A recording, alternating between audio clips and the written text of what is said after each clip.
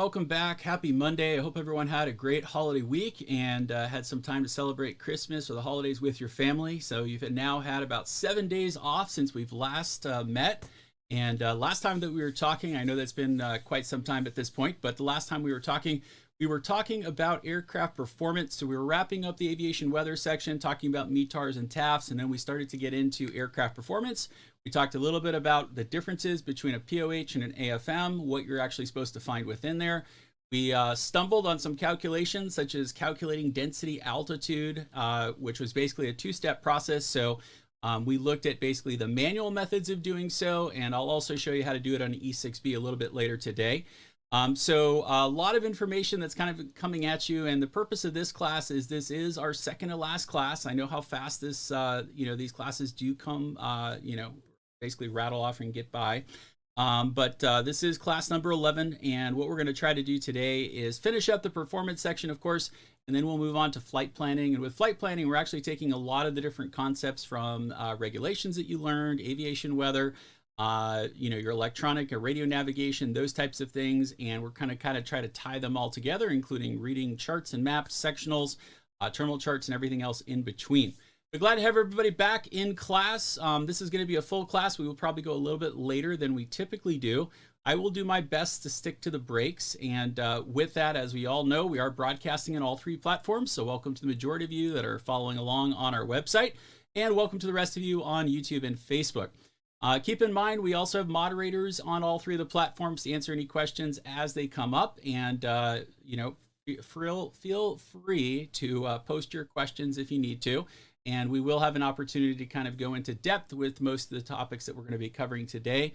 But one thing I can promise you is that the flight planning section is more difficult. Traditionally, if I was going to teach flight planning one-on-one with a student, like a 4 or 4.5 hour one-on-one lesson just to go over the flight plan. And by the time you actually do it and you show the student step by step everything that you need to do, the weather that you pulled 4 hours ago is already invalid. And everything else, most of your planning is already shot. The time that you wanted to leave is gone. Everything else is kind of out the window. One thing that I can tell you is that the idea behind it is we want to ingrain the steps and the principles of what you need to do from step one all the way to your pre-flight, and you're actually getting out there on the ramp and getting ready to actually go on your cross country. And what I would encourage you to do is, even after this class, I really highly encourage you to continue making up your own flight plans. So take a local chart, go on skyvector.com or any of the other resources that we've pointed you to, and attempt to make your own flight plan and continuously do that. Just because I've had so much practice with it, I can do a manual flight plan, which is not honestly how I ever do it anymore unless I'm with a student. But I can do a manual flight plan in about 20 minutes, including grabbing the weather, doing the dead reckoning calculations, doing all that stuff and everything else in between. For the most part, this is mainly a practice for your private pilot days. Once you're actually a licensed pilot and moving on through further check rides, such as instrument, commercial, and so on, they let you use electronic, EFBs, such as ForeFlight or Garmin Pilot for the most part. They just want to see that you know what is actually going on behind the scenes, and how these, how the calculations are actually measured, and what is true course, and all these other terms that we're going to learn today as well. This is the day that you do want to have your aviation plotter and your E6B available. And I will kind of give everybody a little bit of fair warning on this class that I am using aviation weather, a weather report that we actually pulled from last summer. So keep in mind, you can follow along and you can basically do the exact same steps that I'm going to basically show you, but there's about 3 parts of this live class that is pre-recorded, we'll call it that way, previously live, in the sense that we are basically using old weather, so that way it matches our PowerPoint calculations. It's too much work to actually change the PowerPoint on the day of and try to grab weather in real time. So just follow along, and if you pull the exact same routing and you realize that the weather doesn't match, just realize that is the case. It is from a previous video that we did, but everything else, all the other steps are going to basically stand true, and we'll answer any questions as we go along. Once again, we'll finish up aircraft performance, then we'll move on to the in-class exercise on flight planning. We'll show you exactly how to plan a route, how to select a route, how to actually pull weather. We'll take a look at what the weather packet and the briefing package actually looks like and dig into the 60 odd pages, and I'll show you kind of like the highlights of what to look for and what you can kind of disregard. Then we'll also look at basically after we look at your route selection and your planning, and also the the altitude selection. Then we're going to kind of look at what are going to be your waypoints, what altitude do you want to fly at, and some other considerations. We'll also look at airport considerations from our departure airport and our arrival airport, and then we'll basically calculate from each leg time, fuel, and distance. So how much time does it take to get from point A to point B? How much distance is it from point A to point B? How much fuel are we going to consume during that portion of our trip? And we basically do that multiple times. And we typically have a waypoint every 25 to 35 nautical miles if it's possible. And we'll talk more about that as well. So we'll tie a lot of different things into GAY moving forward. As a quick reminder, if you've enjoyed this class thus far, if you're kind enough to leave us a Facebook or Google review on whatever your preferred platform is. I know Travis sent out some emails over last week, and he might send a reminder out to you. Well, it takes a few minutes, and it really lets future students know what they're getting into as well. This coming Wednesday, which is our last day of class, we will have a course evaluation form that we request everybody fill out. It is confidential. And you can put whatever went well, what didn't go well, pros, cons, what you want to see changed, updates, etc. And we basically make all of our course updates. About 90% of changes come through your comments, and we do read those with a fine-tooth comb after every single class. So keep that in mind. And finally, everyone always wants to know, what is the catch with our free online private pilot ground school? So as I always say, you guys have access to the live streams in 3 different locations, including on our website, YouTube, and Facebook. In addition to the live streams and the live classes, you guys have access to the recordings, which we post the day after on our website. You guys have access to our quizzes, handouts, documents, final exam, and the written test endorsement. And we'll talk about the criteria here in just a moment. So at the end of the day, there really is no catch to this class. Hopefully you'll see that as we move and kind of progress week by week here. The only thing that we will do at the end of the day, as I've always said, and you'll see this in every class, is that we will terminate the free access after about 5 days after our last day of class. So our class is a little bit unusual here just because we have the holidays, and I've showed you the calendar previous to this, but our last day of class is going to be on Wednesday, December 28th, and that is actually the same day that the final exam becomes available to you. So as a quick reminder, in order to get your FAA written test endorsement from our team of instructors here, all you need to do is watch all 12 of the classes. Does not matter whether it is live or recorded. Also does not matter what platform you watch it on, our website, YouTube, or Facebook, so you can mix and match whatever works for your schedule. And then finally, when the final exam becomes available, then it's a total of 60 questions. You'll have 2.5 hours to complete it, and you just need to get an 80% or higher. If you've been following along with any of the quizzes in each of the lessons, you'll have no problem basically taking that final. As a reminder, the quiz questions are the same ones that we use for the final exam, and we basically pull them together based upon certain percentages of each of the subjects.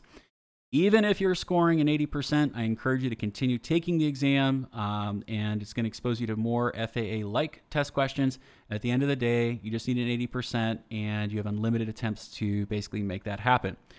5 days after our last day of class, we'll put everyone on Monday, January 2nd, 2023. At 11:59 p.m. Pacific Coast time. That's when we're going to basically pull down the course and the access. So that's usually enough time for everybody to take the final. I've seen people take it 10, 20, 30 times in a 5-day period, and also wrap up any remaining course material that you have.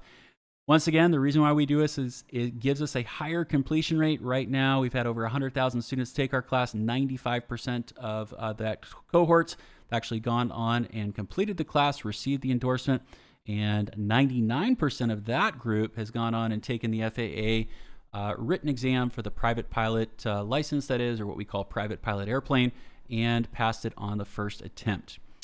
Now, we do understand that life gets in the way. There's always things that, with our best intentions of finishing things, careers, work, family, stress, all sorts of things always, kind of hamper our goals or kind of our timelines that we had in our head. Remember that we do also have access to the Private Pilot Lifetime Membership, which does give you access, obviously, to the Private Pilot Ground School. And it does give you both the live classes, so any of the future live classes, including the ones that we do just for our members, and also the pre-recorded classes that we do professionally in the studio. We basically break down the classes. There's no breaks or anything like that. We can actually cover a little bit more material as well, just because we're not limited by time here. And those are usually between 60 to 70 mini lessons. As I've kind of been alluding to, probably I think it was last week when we were talking about this, we are pushing out about 30% more content for the private pilot, and that's moving forward. That's actually starting to be introduced as we speak. So it's kind of exciting to see the evolution as things progress here. In addition to the Private Pilot Ground School, you'll also have access to the Private Pilot Oral Prep course, which is designed to really prepare you for your check ride. It really highlights all the material that is pertinent and that you're required to know before you actually see, or whatever your examiner is, whether it's a DP or an FAA official. You'll also have access to the Private Pilot Flight Maneuvers. So there's about 30 plus maneuvers in there that you need to know when you're actually starting your flight training. You also have access to the PDF companion guide, which is about 900 pages of color material, about 120 pages of course notes, basically everything you need and more. You also have access to the 900 plus FAA-like test questions, which means that you get unlimited practice quizzes and exams. For most of you, if you realize that if you take the quizzes multiple times, you're not going to get the same questions. They will be jumbled, and they could be completely different questions. So the reason why we've always encouraged you to take the quizzes multiple times as well. You have 24/7 support from our team of instructors here, and also the written test endorsement and the FAA Wings credits moving forward. So that's it for my public service announcement there. Remember that you can also participate on the mobile app as well. So with that mobile app, you can find it in the corresponding store, either the Google Play Store or the Apple Store.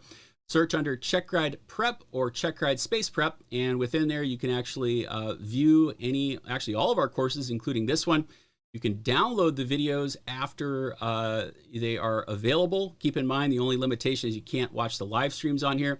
But you'll be able to basically download the videos, watch them offline should you not have an internet connection. It also has access to basically the same things, all your course materials, the videos, the handouts, the quizzes, the tests. You also have the same functions in there, the help desk, ask a CFI. You can message us in there. You can find all the documents in there as well, and all of that fun stuff moving forward. So feel free to check that out. If you're unsure of where to find that, like I said, you can either search for it in those corresponding stores, or when you log into the portal, if you go to the very, very bottom of the portal, there's direct links to either one, depending on what platform you are specifically looking at. That's really it with my public service announcements. Let's go ahead and get going with. All right, so moving back to aircraft performance, there's really only two things that we need to cover. So there's basically our crosswind component. And with a crosswind component, there's usually going to be a chart that looks something like this. Cessnas have this chart, Pipers do not, but no matter what, the chart is universal. Does not matter what airplane you fly. And traditionally, if you were to look in a Cessna anyways, it will say a max demonstrated crosswind. Because it's a max demonstrated crosswind, it's usually like 15 or 16 knots. That is not a limitation. That's just that was the maximum they actually demonstrated for testing purposes. Usually you can take a Cessna, like one of the newer Cessnas, the 172. I think the best I've done is maybe a 30, 31 or 32 knot crosswind. Basically, when you've got no more rudder authority to hold the center line, then you can't do anything with it. That's going to exceed the actual aircraft limitations as well. So very simply, what you need to know is what runway you're taking off from. So in this example, we've got runway 30, which is 300 degrees. And we have the wind out of 330 at 40. So what we're going to be doing is we're basically just measuring the angle here, and we're basically figuring out it is 30 degrees off from the runway center line, or basically which way the aircraft is going. Okay, so where we start with is you have the degree markers here. So 0, 10, 20. In this case, we're going with 30 because it's 30 degrees off from 300, which is the runway heading. Then what you've got is you're going to have these different sets of lines. And you can see here, this is basically 60, 50, 40, 30. And you can basically look kind of on the edges here to see what that actual arc is supposed to represent there. And the main thing is it's telling us that it is at 40 knots. So you're basically going to follow that 30-degree line down until you get to the 40 knots. And then you're going to be able to basically draw a line straight down from that point, which is here. And in this case, what that's telling us is this horizontal axis is the crosswind component. So we've got a crosswind of 20 knots, basically off the right-hand side. And then the other line that we can draw is basically another horizontal line here. You can see it's right between 30 and 40, and this, our vertical axis, is our headwind component. So in this case, we have 35 knots of headwind, and we have a 20 knot crosswind component when we look at it. Okay, so another example where you guys get your test questions here. We have an airplane on runway 18. So remember, magnetically, that is 180.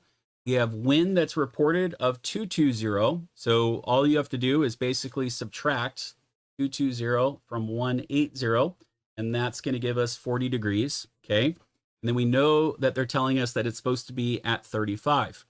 So because it's 40 degrees, I'm going to start off right here where it says 40, and I'm going to follow this line down until I get to 35. Now this arc right here, that is 40, and this arc right here is 30. Okay, so it's going to be somewhere between there. In this case, the author does a good job pointing that out for us right there. And then all you got to do is draw a line straight down and then draw a line straight across. Now keep in mind, the test question usually will ask you for either a headwind or a crosswind. So be careful with which you're reporting in terms of the A, B, or C. If I asked you what is the crosswind in this case is 23 knots, okay? Because that is on our horizontal axis. If I asked you in the test question, what is the headwind component, very simply, you're going to draw the line straight across there. And I would say, maybe it says 27, but I would say 27, 28 on your headwind component. Okay, so read the question, ask, figure out what it's asking for. Remember, the headwind component is your vertical axis. The crosswind component is your horizontal axis. Okay. All right, so let's test this out. I've got 2 FAA test questions that revolve around this. Let me go ahead and open up the poll here. Sure, I've got the right one here. All right, so what is the maximum wind velocity for a 30-degree crosswind if the maximum crosswind component for the airplane is 12 knots? This is figure 36 in the event that anybody wants to look it up in the testing supplement.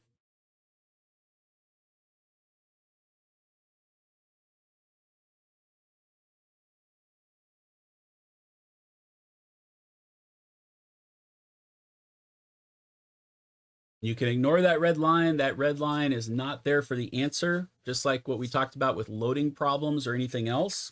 That is just there as a guide, as an example.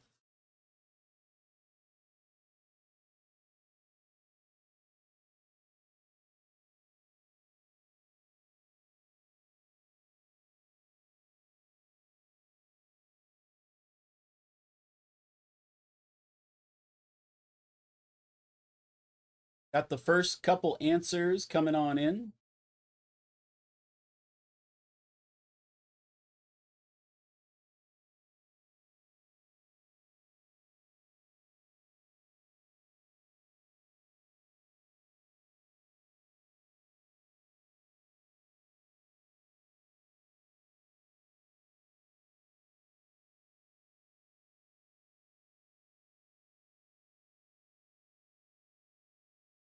Right, about a third of the class in.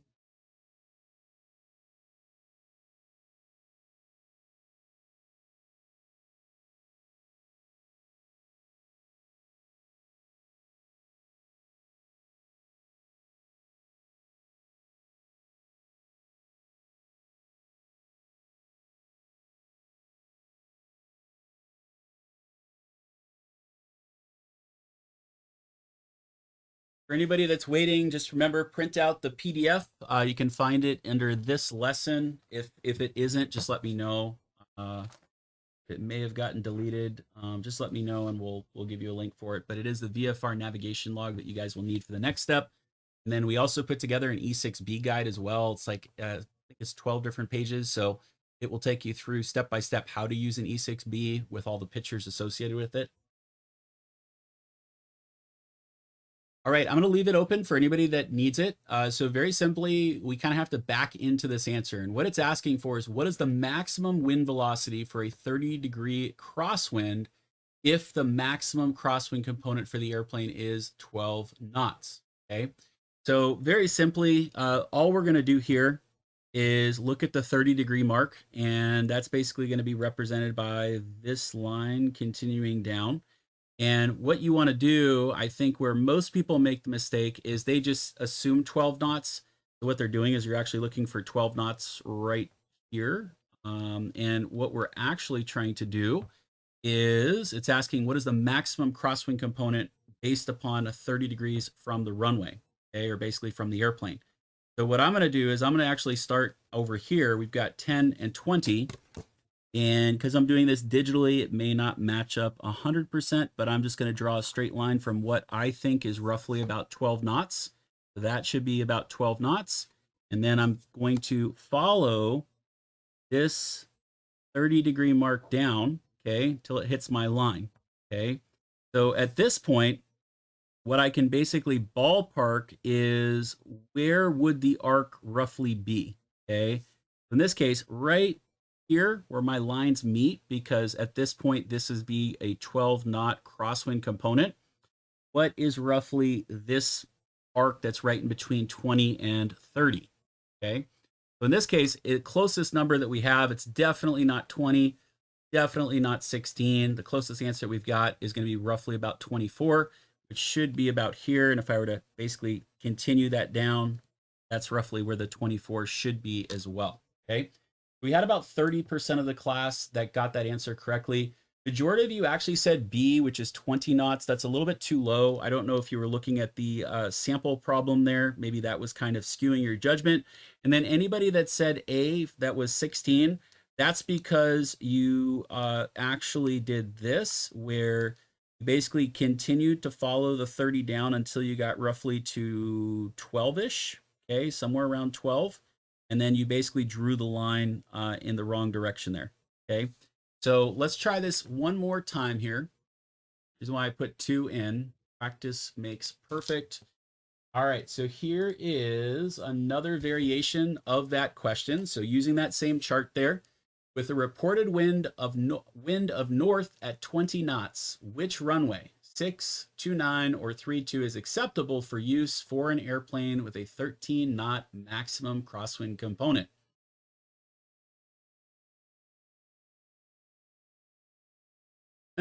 Just guessed. I'm in the middle of a death position. Okay.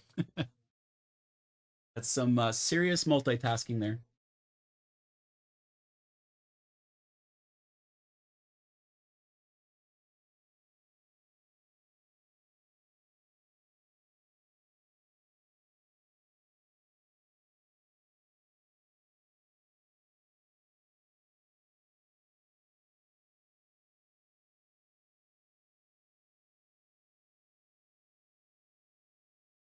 As long as we got no doctors saying they're in the middle of surgery or something trying to multitask, I think we'll be good.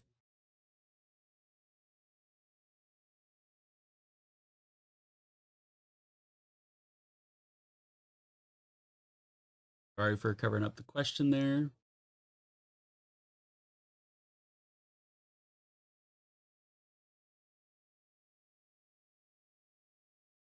Spicy Mike is asking, do you use this chart in the real world? Yes, you do. When you guys are student pilots, you will 100%, unless you have some off instructor, you will always, always, always have some type of crosswind limitation on your endorsement. Usually for my students, I put about 5 or 6 knots. So it's up to you to basically go out, listen to whatever the wind conditions are, however the runway is aligned at your airport, and then figure out what the crosswind is. If it exceeds your limitations that we gave you, then it's basically a no-go on your part unless we give you a new endorsement. Once you're a licensed pilot, it's not, it's not something that we do every single day, but you may, and you want to do this in the future, create your own personal limitations. So if you're not used to flying in crosswinds, you may want to say that I'm going to cap it at, 10 knots until I get more practice.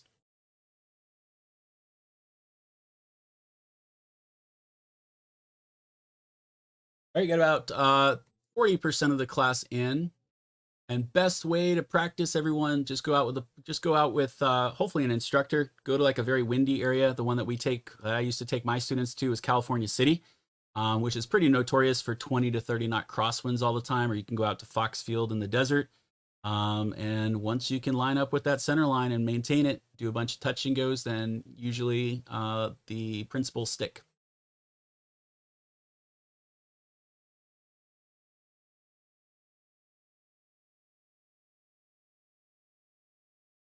That's funny, Jake. All right, for those that are still filling it out, take your time, no worries. First thing you want to do is locate the 20 knot wind velocity arc on the figure here. So keep in mind that the 20, go to my little pencil here. The 20 knot arc is right here. So you guys can see that, quarter of a circle arc that we can see there. And then what we want to do is draw a line upward from the 13 knot crosswind component. Okay, so what we've got is this is basically 15. We've got 10 here. So we're kind of doing the exact same thing that we did in the previous one, except now we have to look at a few different examples. So what I'm going to do is I am basically just going to draw a line straight up, and that's going to be the best of my ability to represent the 13 knot crosswind, that we have that in there as a reference. And then the options that we have are going to be taking off from runway 6, 29, or 32. So which are the ones that are basically going to be within or either at or less than 13 knot crosswind. Okay. So very simply, you can go through each one of these. Runway 6 is going to basically be 060 degrees. Runway 32 is 320 and 29 is 290. Okay. So now that we have the actual magnetic numbers, the next thing is how is that going to apply where we have wind that's coming from the north, okay? So with wind from the north, remember north is basically 0 degrees, or you could call it 360 degrees. The difference between 360 and the value of 060, for example, is going to be 60 degrees. The difference between 360 and 320 in this case is actually going to be 40 degrees. And then the same thing applies. The difference between 360 and 290 is going to be 70 degrees. Okay. So now that we have the potential values, we can look at basically each one. So I'll go to the extreme one at the end, runway 29. I'll start with 70. And if I were to basically follow this down, we're basically looking at 20 knots here. So if I were to basically continue this line down to here, that's where the 20 knot marker is. And you can see that that's well above 13, right? That's definitely to the right of 13. So that's not going to work because it exceeds, in this case, our maximum crosswind component. Doing the exact same thing with runway, I'm going to go with runway 6, which is 60 degrees off. I'm going to follow that 60 degree line all the way down until it hits the 20, which is there. That's a little bit better, but once again, it's still exceeding 13 if I draw that line down. So we could see for runway 6, maybe about a 17 knot crosswind. For runway 29, you're looking at maybe an 18 knot crosswind-ish. And then finally, our last one is going to be for runway 32, which is at 40 degrees. So I'm going to follow the 40 degree mark down till I get to the arc of 20 there. And it's probably very, very close to my line. If I didn't do it digitally, it probably matches. So best answer when we're looking at it will be B, which is for runway 32. At about 63% of the class get that correct. Okay. All right, great job, everyone. So what we're going to do now is we're going to push on and finish up the weight and balance. We're basically going to take this step by step. We'll talk about some terms, then we'll go ahead and show you guys how to compute weight and balance, and also talk about the basically pros and cons of forward CG versus aft CG. But no matter what, if you guys are even take your pencil or pen and try to balance it on your finger, wherever it actually balances and doesn't tip over, that is the center of gravity, or CG for short, okay? So typically for an airplane, we will have, we're basically have what is known as a CG envelope. And the CG envelope is something that's created by the manufacturer. It is approved by the FAA. And we basically need to have this CG within a given area. And it's basically plus or minus a value, okay? We'll look at basically how to do this step by step. But let's first look at a few definitions that we need to know. So the first one is a BEW. This is your basic empty weight. This is your official weight and balance that's computed by a mechanic. So what this does include is it's the weight of the airplane itself, and then any optional equipment, unusable fuel, which is also provided in your manual as well. So the example that we're using today is we basically have a Cessna that has 56-gallon tanks, but only 53 gallons is usable. 3 gallons is unusable. Unusable fuel we can't actually account in our flight planning purposes. And this is fuel that essentially cannot be drained from the system. It also includes full operating fluids, including the full engine oil as well. The other ones that we've got is a gross landing weight, which is your takeoff weight less the fuel burned en route during your flight. We have our ramp weight. So once you put everything inside the plane, passengers, payload, fuel, and the actual airplane itself, that is your ramp weight before we actually turn on the engine and actually start burning fuel. Zero fuel weight is less, you don't see this as much unless you get into a larger aircraft, even a multi-engine. Some multis will have zero fuel weight. It's the weight of the aircraft before the addition of fuel. So it does include everything minus fuel at that point. Our gross takeoff weight is the weight of the airplane just before brake release to begin the takeoff roll. So typically, this is right when you're cleared for takeoff. What is the weight going to be once we're actually rotating and the wheels are off the ground? Useful load is the weight that the airplane is actually capable of, holding between crew, passengers, baggage, and then also the fuel as well. Your maximum ramp weight is the maximum weight allowable by the manufacturer for any ground operations, so taxiing, those types of things. Your max takeoff weight is whatever your maximum takeoff weight is for your takeoff, and then your max landing weight is going to be basically the same thing, except it's based on the stress of the impact on the gear. A lot of times for most GA planes, your maximum takeoff and your maximum landing weights will be exactly the same. And then traditionally, you might have something like your max ramp weight on the plane that we were looking at the other day is like 2507, and your max takeoff weight is 2,500 pounds. And the assumption is that during your taxi, basically your start, taxi, and run up, you're going to burn 7 pounds off, which is approximately 1 gallon of fuel, which means that you'll be within the maximum takeoff weight. There's very few GA planes that have a landing weight, which is different than your maximum takeoff weight. If you get into Cirruses, they have them. Diamonds have them. Pretty much all, most business jets and airliners have them as well. We all hear the stories about, an airplane has to declare an emergency or come back to an airport sooner than they expected. And generally, your maximum takeoff weight is going to be far greater than your maximum landing weight. So what the larger airliners will do is basically dump fuel in the process in order to get the weight of that airplane down to whatever the manufacturer says for the landing weight. Okay. So the center of gravity, as I said, basically every single object that you have, you can basically try to balance at some point, and that would be considered the center of gravity. It's basically the specific point where the mass or weight of the aircraft may be said to be centered. And it's a point at which around, if the aircraft could be suspended or balanced, the aircraft would remain in place at any attitude. It's computed during the initial design and construction, and it's further affected by the installation of any type of equipment, and then aircraft loading, basically where we put people in there, and also other factors as well. CG is a major importance of the aircraft and its actual position. We were talking about this last night in our CFI class, and I think in the class we shared a video where there was a 747 that was taking off. It had military equipment on board. It was somewhere in the Middle East, and I think what they found out was the equipment became loose from basically where it was supposed to be tied down to. All the equipment basically went all the way to the aft portion of that 747, and it looked like it was pretty much nose up and going to just stall in place before it came, basically slamming down to the ground. Okay.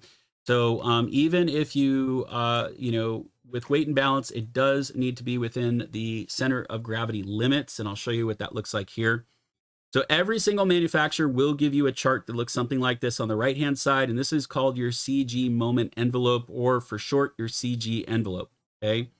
What you have here, kind of hard to see because it is in black, but basically within the confines of this right here, you want to compute a CG anything anywhere within that range. Okay.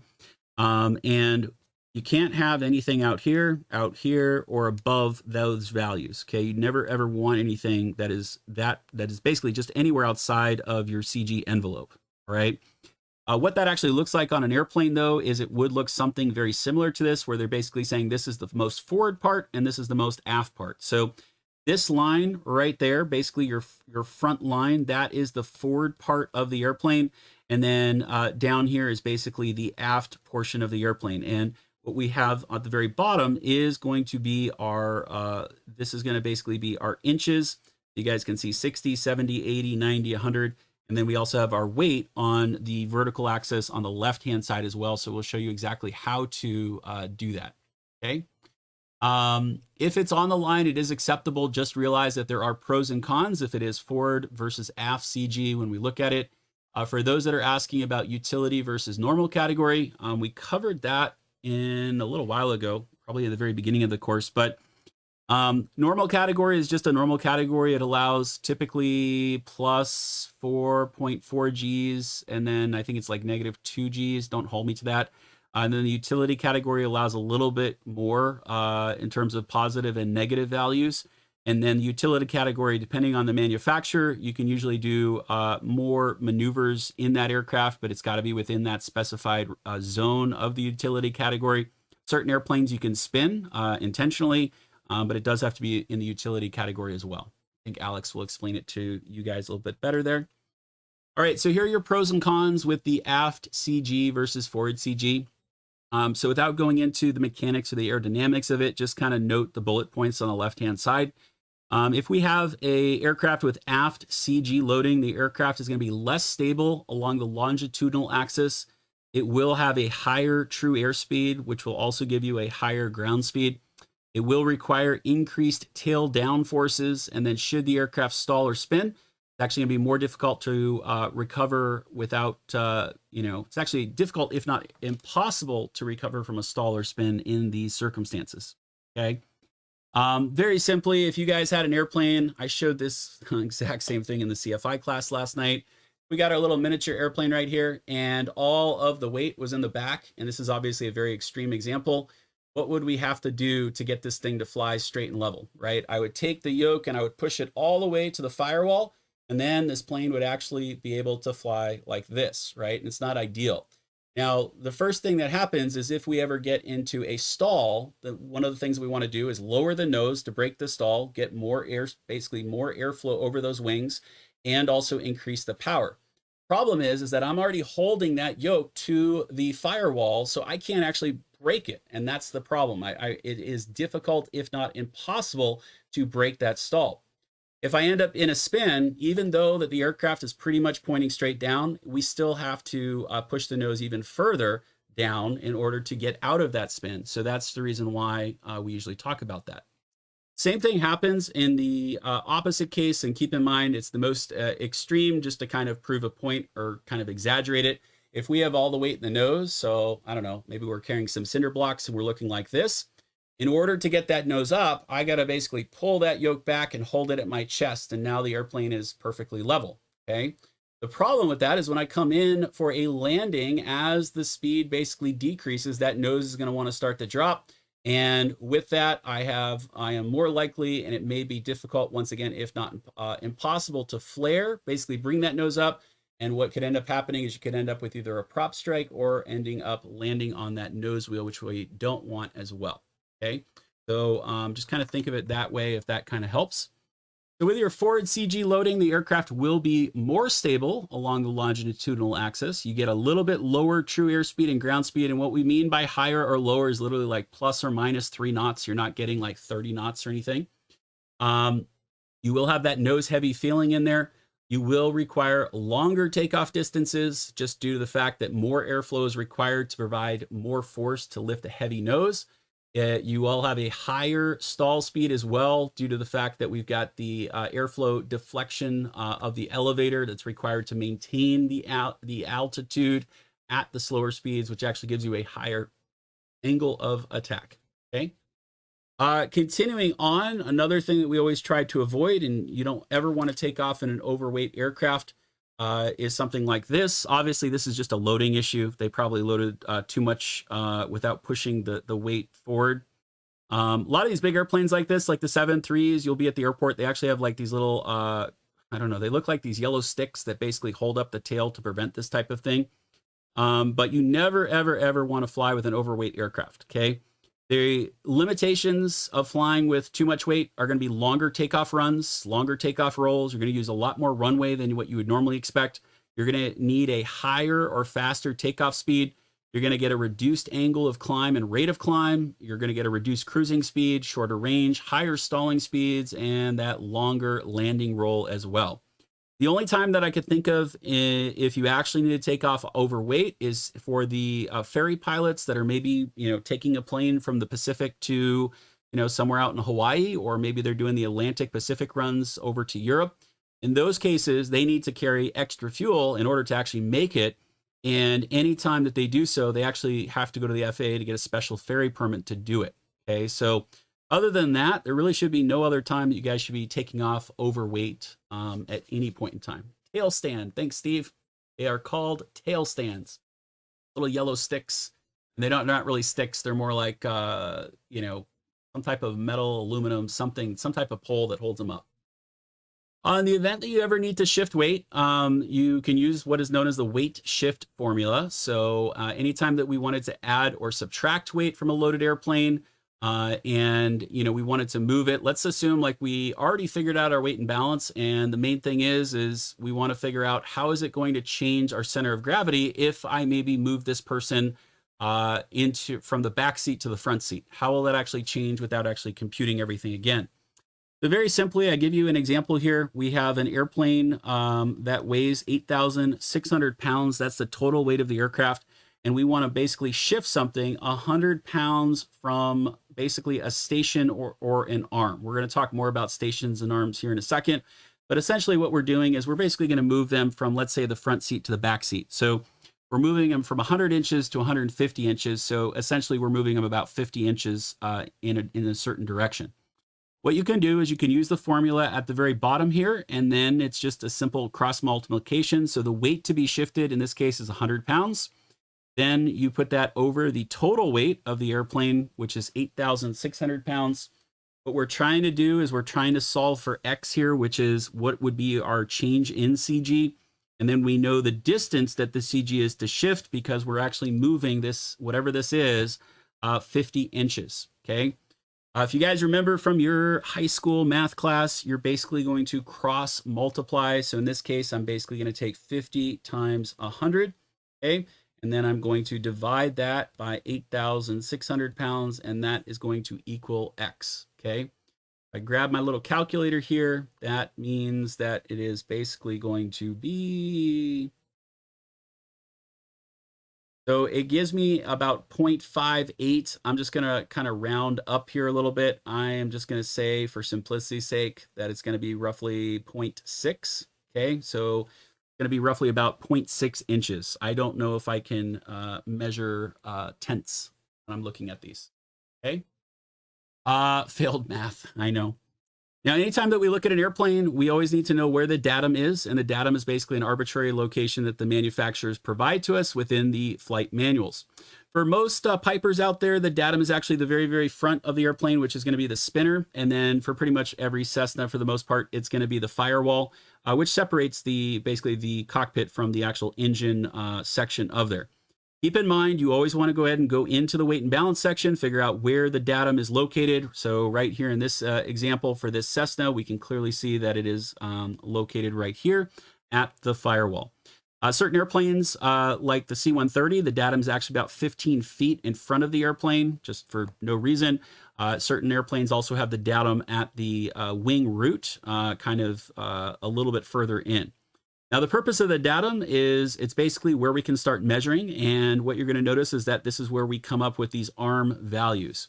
So in this example here, this is the 0 point because we're right on the datum. As I work my way backwards towards the tail, these are positive values, and these are based in inches. So we've got 50 inches, 100 inches, 150, 250 is pretty much towards the very tail of the aircraft. Anything forward of the datum is going to be a negative value. So this is negative 50 and negative 100. Some, like the Pipers, they won't have negative values. So it might just be positive values from the spinner all the way back to the airplane. Okay. The weight and balance problem that we're going to look at in terms of how to set it up, I'm just going to give you a quick example. This is what it should look like, and we'll fill this out as we run through it. We'll start off with our basic empty weight. We're going to compute or figure out what the weights are of the individuals that we're flying with, and then also our baggage and how much fuel we're going to take. That will then give us a ramp weight. We will then have a gross takeoff weight and a gross landing weight. Now, the only two values that we really care about in terms of calculating at the end of the day is making sure that our gross weights are going to be within our limitations. And then we also want to figure out whatever our CG values are when we take off and then also when we land. Very simply, all this is a very simple math problem. It's weight times arm equals moment. Weight times arm equals moment, okay? So all you would do is if I've got 1 and then 2, 1 times 2 equals 2. Okay, so that's all you're going to do is you basically go across. The arm is going to be the distance away from the datum, the inches away from the datum. And we're going to find out what are the arms based upon the information that the manufacturer provides us. So the first thing that we need to do is figure out the basic empty weight of the aircraft, and we do this from the official weight and balance that's provided to us by the mechanic. So I scratched out the mechanic stuff in here, but if you guys look at the bottom here, you can see that it looks like there's a swap between audio panels. We have our weight, we have our arm, which is our new CG point with nothing in it, and then we have our moment. So that's really our starting point. So what we're going to do is we're going to take this information and basically have the weight and the moment added in there. We don't care about the arm because the moment is already basically calculated for us. Okay, here's the last slide.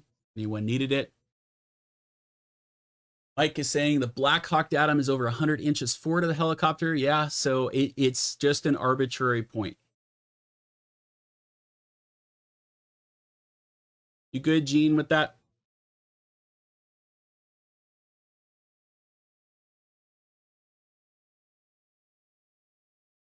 All right, now that we figured out the basic empty weight of the airplane, that's really our starting point for what we're going to do. And then I'm going to basically take a survey of, hopefully people will give me the correct answer, how much they weigh. So what we're going to be doing today is we're going to be flying from Camarillo up to San Francisco. It's roughly a 3.5, 4 hour flight, depending on the weather. We have the pilot at $1.85. Our passengers telling us they're 165.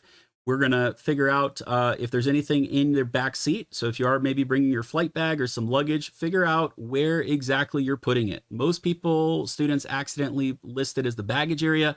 The reality is that nobody ever puts their flight bag in the baggage area. We usually put it in the seat behind us, okay?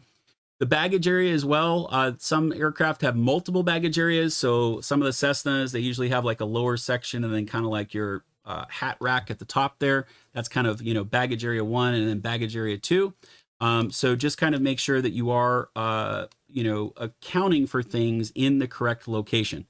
Now with the baggage area, most of the rental and flight schools out there, don't just assume it's 0. A lot of flight schools, they put oil and bags and cleaner and, chocks and tie downs and all sorts of stuff in the back. You can guesstimate to your best ability what that might weigh by basically looking at it there. Now, inside of the weight and balance section of your POH and AFM, you're going to find a chart that looks just like this in figure 6.3. And this is where we get our arms. And these are also known as stations. So basically, we have a certain location or a station where the pilot and passengers are going to sit, the rear passengers, and so forth. So what we do is we can see our arms right here. It's 37 inches, and you'll also notice that it goes 34 to 46. So maybe if everyone's really short and can't reach the pedals, everybody will be slide up in the most forward position, which would be 34. You might have someone tall like me in the very aft position, which means that it is 46. So the average normal amount that people will use is 37, but maybe if you have 2 tall people, you can absolutely use the higher values, but that's the range based upon the seat tracks and movement. We have 73 for our rear passengers or anything that happens to be in the rear seat. We've got the baggage area, which is in 95. The 108 is just telling us at 108 inches, that's the difference or where the start and end point is. The end point for area 1 and the start for area 2. And then the very, very tail end is 142, which is basically the end of baggage area 2. So these are the values that we're going to do. The important thing you want to do or read here is always read the notes. You'll notice that the fuel is completely missing from this image, but if you read note 1, it says the usable fuel CG arm for the tanks is located at station 48. So all of our fuel that is going to go into the aircraft, regardless if it's right tank or left tank, will be at station 48 or 48 inches from the arm. So very simply, what I'm going to do is I'm going to go ahead and put down all those weights that we just computed there, and I'm going to basically migrate those arms onto the chart. That's going to be your first step. Now, there is something I've got to do with the fuel. Assuming that we're taking full tanks, which is 53 gallons, then I need to actually figure out how to convert gallons into pounds. The standard numbers that we have on the left are avgas is roughly 6 pounds per gallon. Jet fuel or turbine fuel is 6.7 per gallon, oil is 7.5, and as a reference there, water is 8.35 pounds. So what I'm going to do is we are flying a piston, so I'm going to take 53 gallons, multiply it by 6 pounds, and instead of writing 53, I'm going to put the weight there of 318 pounds. Now, where is the arm, or how am I pulling out the arm? We're going to go back to the note section here, and that is where the arm is located, which is 48 inches. Okay. The next step is basically your arithmetic step for this next section here. So very, very simply, the first thing that you want to do is basically multiply weight times arm equals moment, and you're basically just going to keep going across until you basically have all of the values totaled. Okay, basically you're going to have moments on the left-hand side at that point. Step number 2 is you're going to add up all of the weights within the weight column for your ramp weight.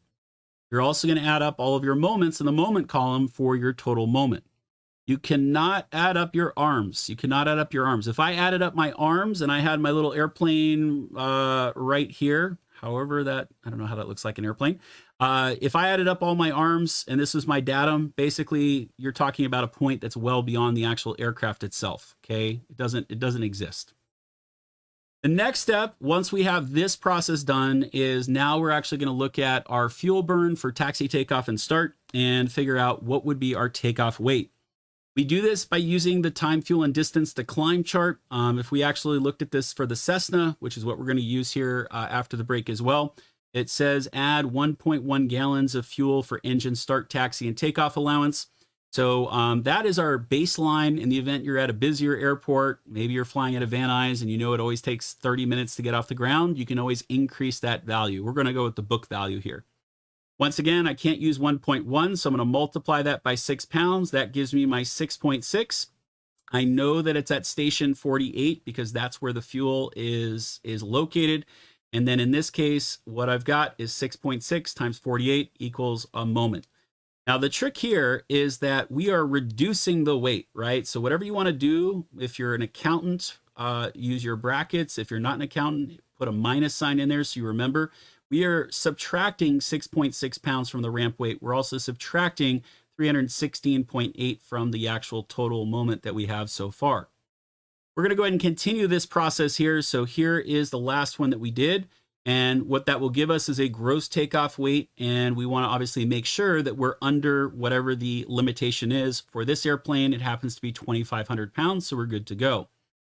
We're going to figure out what is our fuel burn based upon a flight plan that we calculated. In this case, we assume based upon the flight plan, we're going to use 40 gallons at 6 pounds per gallon. So by the time we land, if everything goes well, you will be 240 pounds lighter. Once again, it is all coming out of station 48 because that is where the fuel is located.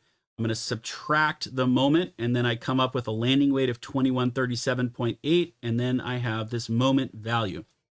From there, what I need to do is I am going to do some simple division. And what I don't really care about a CG for a ramp weight. That's kind of not what I would want to do.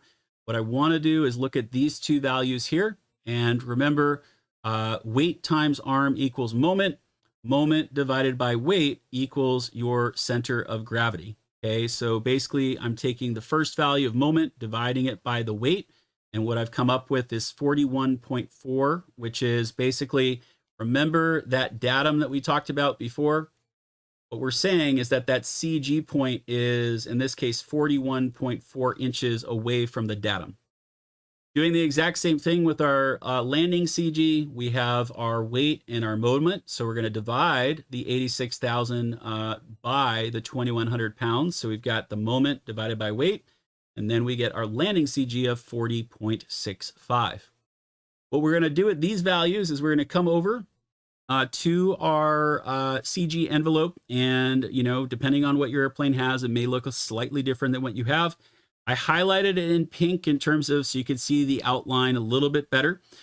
So what you're going to do is you're going to start off at the bottom. What we've got is 41.4 inches, which is here.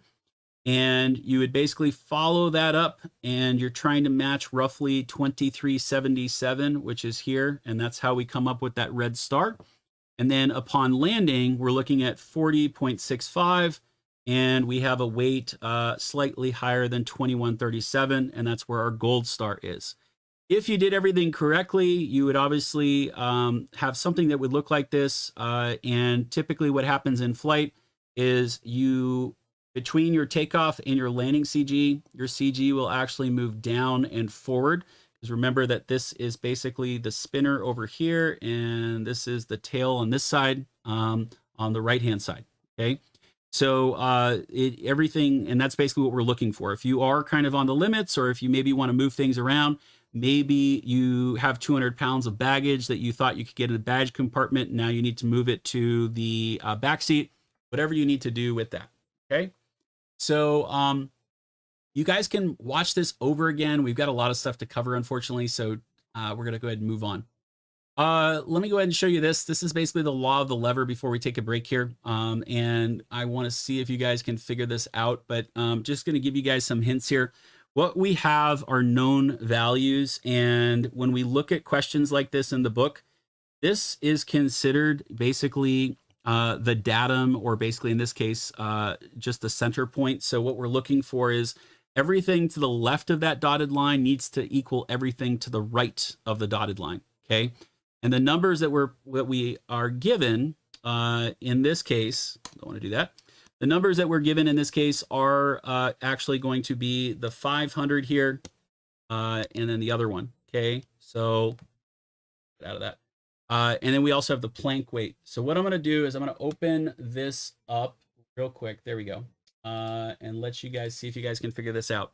We want to get the left side to equal the right side. And the values that we have are, we've got a weight of 250 pounds at 20 inches, 500 pounds at 15 inches, and then we have a plank of 200 pounds at 45 inches. Okay. So how do we get the left side to equal the right side?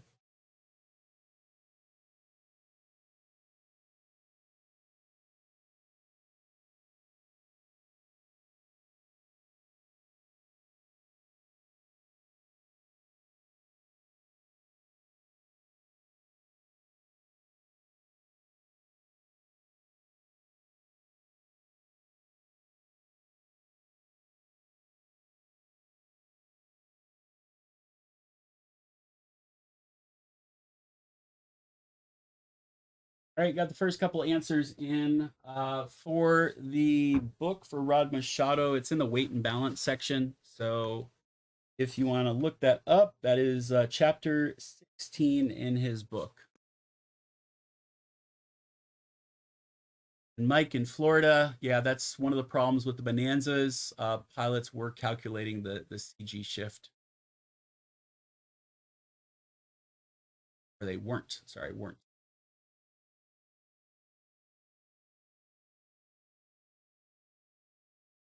The fulcrum is that little triangle at the bottom.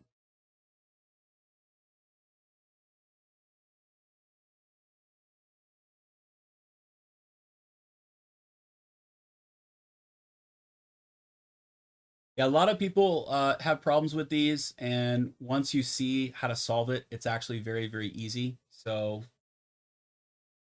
you guys can do it in your sleep.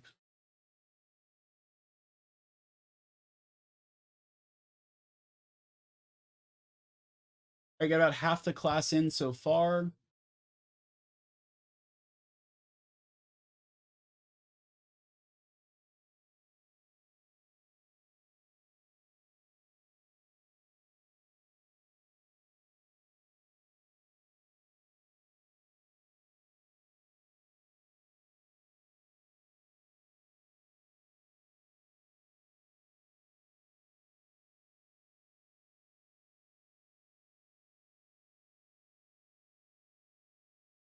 All right, I will leave it open for anybody that is still best guessing this. But very, very simply, like I said, we want the left-hand side to equal the right-hand side based upon the fulcrum, which is this point right there. So what it is you can set this up as a very simple math problem at the end of the day. What we have are known values, but the question is how should the 500-pound weight, right? How should the 500-pound weight be shifted? Do we even need to shift it? Obviously, it needs to be shifted because they wouldn't give us these answers an inch to the left, an inch to the right, or 4.5 inches right or left. Okay, so even though it's currently at 15 inches, we're basically going to treat this as an unknown value because we don't know what it needs to be. So this is basically going to be X at this point. So what I'm going to do is I'm going to basically take 500X, okay? And then I'm going to put an equal sign because I want to figure out what we've got on the right-hand side here. And what I have is 250-pound weight. So I'm going to do 250. I know it's at 20 inches. And then I also need to add the plank weight of 200. And this is actually at 45 inches. Okay. I'm sorry, 15 inches. Calculating the wrong one here. The total length is 45. So it's actually at 15 inches because that's where the CG point is. All right, from here, very simple. It's just going to be math. So what I've got on this side is going to be 500x is going to equal 8,000. I'm going to divide out the 500, both sides. Okay, and then I've got x is going to equal 16 inches. Okay, so based upon 16 inches, we can go back to our 500-pound weight here, right? And now we know what it should be. So currently it's at 15 inches, and now what the answer is telling us is it actually needs to be at 16 inches, so it actually needs to slide over till it gets 16 inches, which means that it's going to move 1 inch to the left. Okay, does everyone follow that? Okay, 1 inch to the left. All right, so with that, let's go ahead and take a 10-minute break. We have a lot of stuff to cover when we come back, so be ready to rock and roll here, but I'll see everybody back in 10.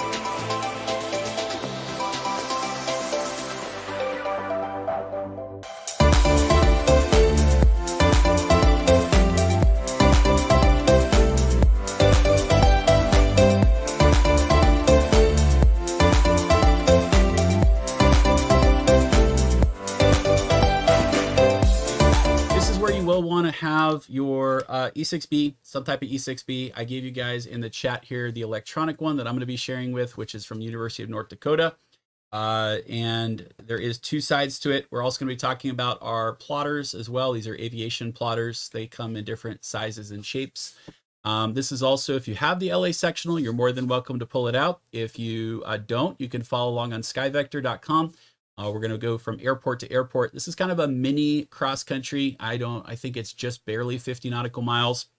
But this is something where we're going to go through like the principles of what we're actually putting into the boxes, how to do the calculations. The reality is that yes, we could make this like a 6 or 7 hour class. We just don't unfortunately have the amount of time to do that. The other document that you will need as well is going to be some type of flight plan, whether you want to use the one that we provided, which is basically your Jepson flight plan. This is one that was filled out by a student here. Or if you have another flight plan that you're using, you could do this in Excel. You could create your own document. There's a lot of different flight companies out there that either create these. The most common one that I see is the Jepson branded one. Okay.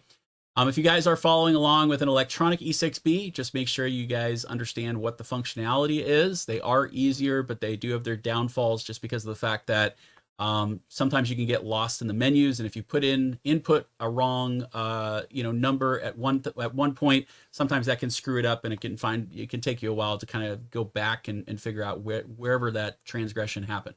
Okay. Other than that, let's go ahead and jump into it. And when we're talking about these things, I want to kind of go back to the very, very basics here. And yes, this does take a while. And I promise you it will get easier. I think I can do a flight plan in like 20 or 30 minutes by hand. So this is what an electronic flight plan is. And a lot of people will come to us and say, why can't I just use this, right? And the reality is, I mean, this is great for the purposes of getting from point to point. And this is actually the flight plan that we have tonight. And for me, it was just as simple as one click, and it gave me the answer based upon the current weather. And it calculated everything for me, right? And the reality is that it will do a better job and a faster job than by doing it by hand. The problem with that is during check rides and so forth, we had this conversation also in the CFI class last night. What is the difference between these numbers, and how were these numbers computed by the system? And most people aren't able to answer that. On your check ride, it is very, very wise and helpful if you go in with a handwritten copy of your flight plan. Once you guys are done with your private pilot license, then you can do the electronic stuff to your heart's content like this. And this is pretty much the reality of what we do. But if you show up with a document like this, I guarantee you they're going to ask you every single question under the sun. How did you calculate this? Can you show me how to calculate this on an E6B? And then these documents usually put in a lot of other information, like all of these charts down at the bottom that you're not necessarily going to have if you were just calculating a handwritten navigation on your own. Okay. I know it's easy to click the button, but the reality is you need to know why each one of these numbers is here in each one of these columns and how the computer is actually setting it up. Okay. So before we begin, I just want to kind of just jog your memory a little bit from last week in terms of the types of navigation. We are going to be dealing with 3 different types of navigation, right? The purpose of this class is dead reckoning, which is basically computing time, fuel, and distance from point to point. Okay, so in a given route, we might have, 5, 10, 20 different waypoints. And between each one of those waypoints, we will basically figure out how much time is it going to take, how much fuel is it going to take, and what is the distance between point A and B. What you want to do is anytime that we're planning a flight, we want to basically try to get, and this is what I tell students, try to get at least 2 out of those 3 for navigation. So what I mean by that is pilotage, remember, is looking out the window and comparing what's out the window with what's on your map. Dead reckoning is what we're going to be doing today, putting together a flight plan and having all of the calculations. Thanks, Dave. And then we also have radio navigation as well. So you can always back up whatever you're doing with something else. Remember, like we said, there are GPS outages or maybe a VOR system's down in your area. So you want to have something else that you can rely on. There should be no excuse in terms of not knowing where you are at all times based upon the amount of information that you have available at your fingertips. So What I usually say is you should be able to get 2 out of these 3. In some circumstances, you could probably get 3 out of the 3. And what I mean by that, this is going to be our flight for today, is if I am going to be flying, let's assume we're right here by the Air Force Base, okay?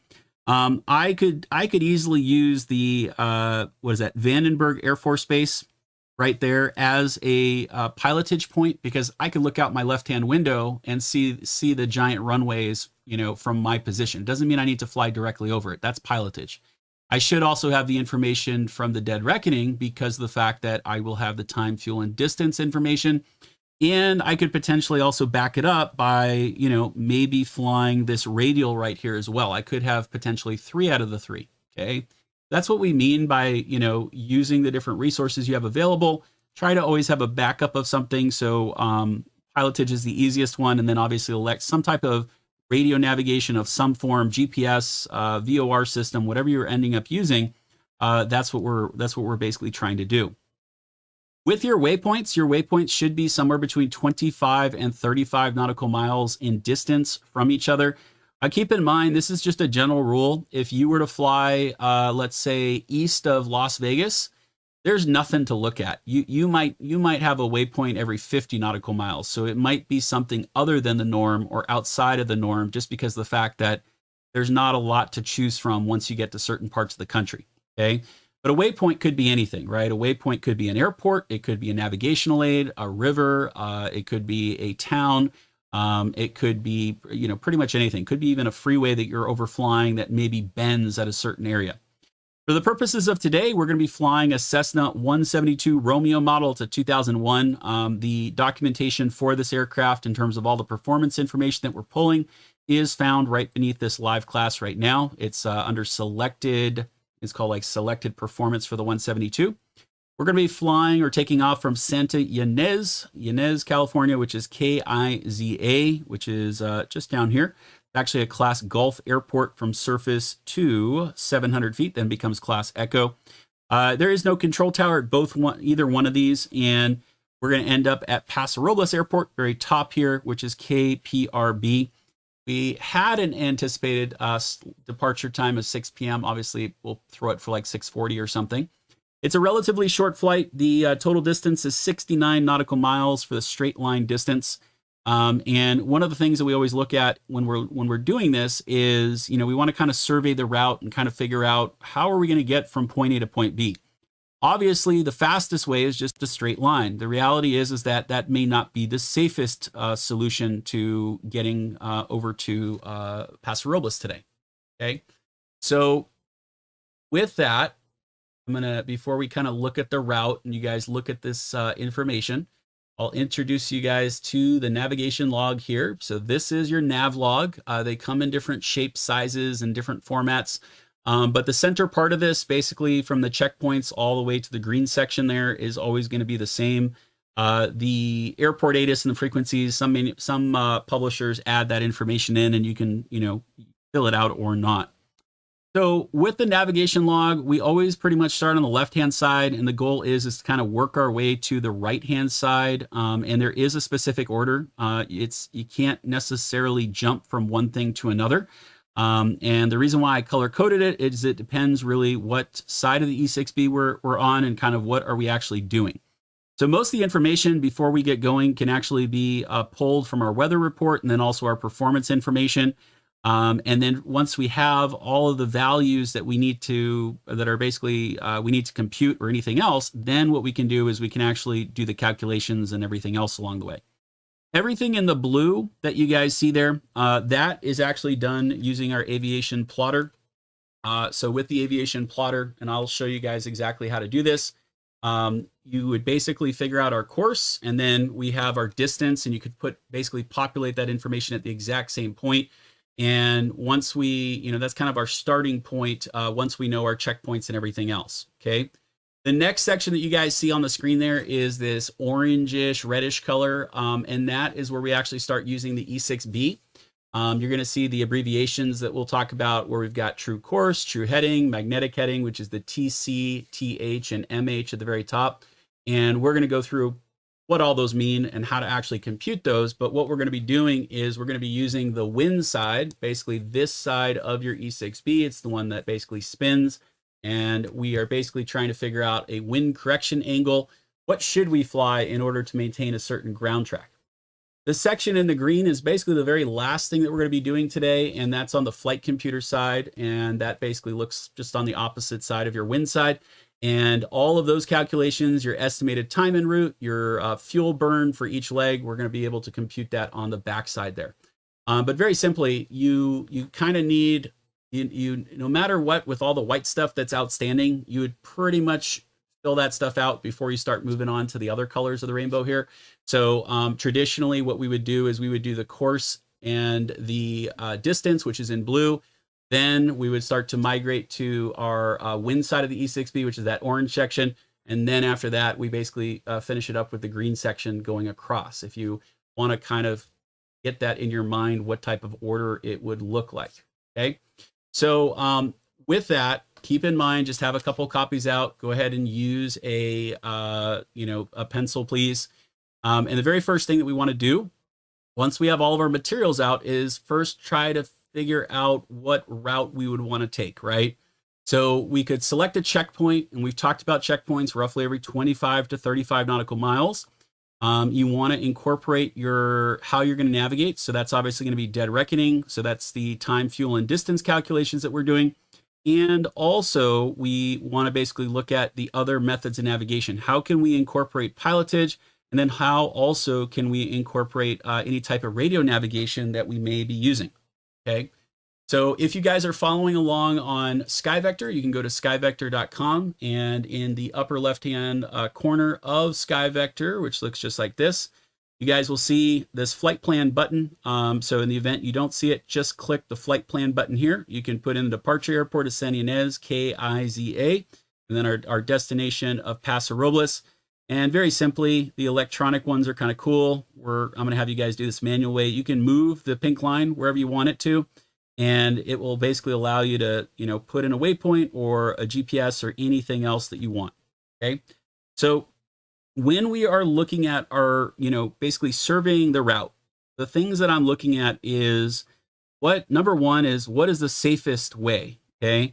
What I mean by that is, based upon the terrain and everything else that's going on here, if I were to follow this pink line, which is the most direct, if I lost an engine at any point in time, I am probably going to be screwed. Okay. I'm not going to make it to Santa Maria Airport over here. Okay. That's probably within gliding distance. Maybe I can't get to Oceano over here. That's outside Santa Luis, or San Luis Obispo is also out of range. So one of the things that we always think about is going to be, how can we make this flight safely, or how can we basically reduce or mitigate our risk in any way? And one of the things we can do is we can fly closer to airports, or even use airports as waypoints by flying directly over them. So in the event that we did lose an engine, what would end up happening is we would pretty much be within gliding distance of an airport. Now here in California, that's very easy to do. If you are in other parts of the country in mountainous terrain, or like I said, if you're east of Vegas, you're not going to have a lot of options in order to maybe do that. But we always want to think about, what are some of the things that we, how can we make this safer at the end of the day? Then I'm also going to start looking at the terrain. So we have our maximum elevation figures here. This is 552. So basically within this bounds of lat and long, we've got the highest obstacles going to be 5,200 feet, with basically rounded up by 100 there, so not much. We have 5.3 in this next one. And then our final chunk here, we've got 4.7 up here, and we have 3.9 over here. So really the highest obstacle, even if I went direct, is really going to be around 5,300 feet-ish.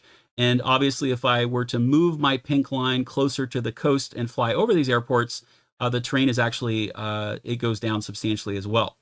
So before I even pull my weather information, there's a couple things that I need to know in terms of how do I want to navigate to this airport, and then also, what altitude do I want to use as a starting off point to grab my weather. So in this case, also based upon the direction of travel, we are basically pretty much north. What is this? This is going to be about northwest bound. Here is the direct line, which is 325 degrees. and I can cheat a little bit here. So remember, between 0 and 179, if you're east, you're odd. So it's an odd 1,000 plus 500.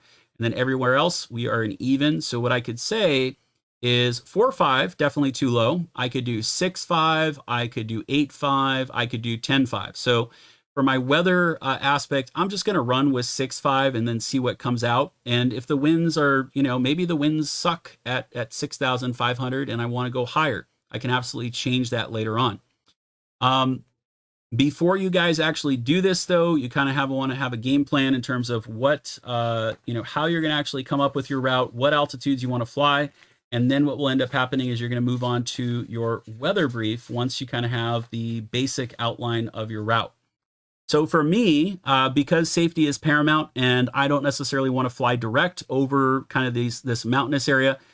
Also, if you're ever unsure of, sometimes these look just fine, like it doesn't look too bad flying over, basically following this pink line.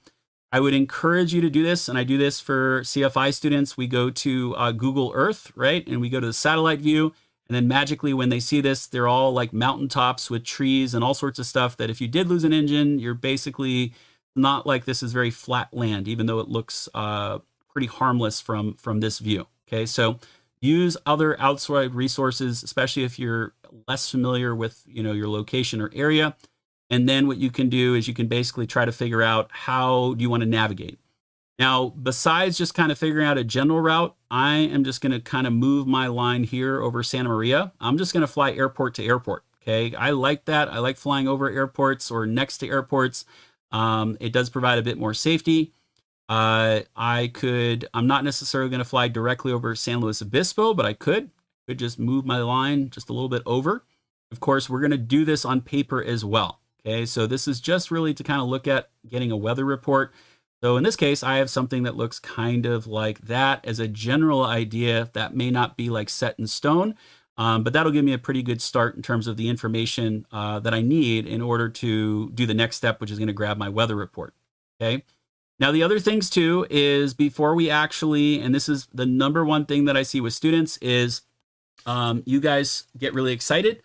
And this is how we waste a lot of paper, is you guys start putting in your waypoints. Okay, I am taking off from Kiza. Then he said we're going to Santa Maria. Then we're going to be going to X, Y, Z, VOR.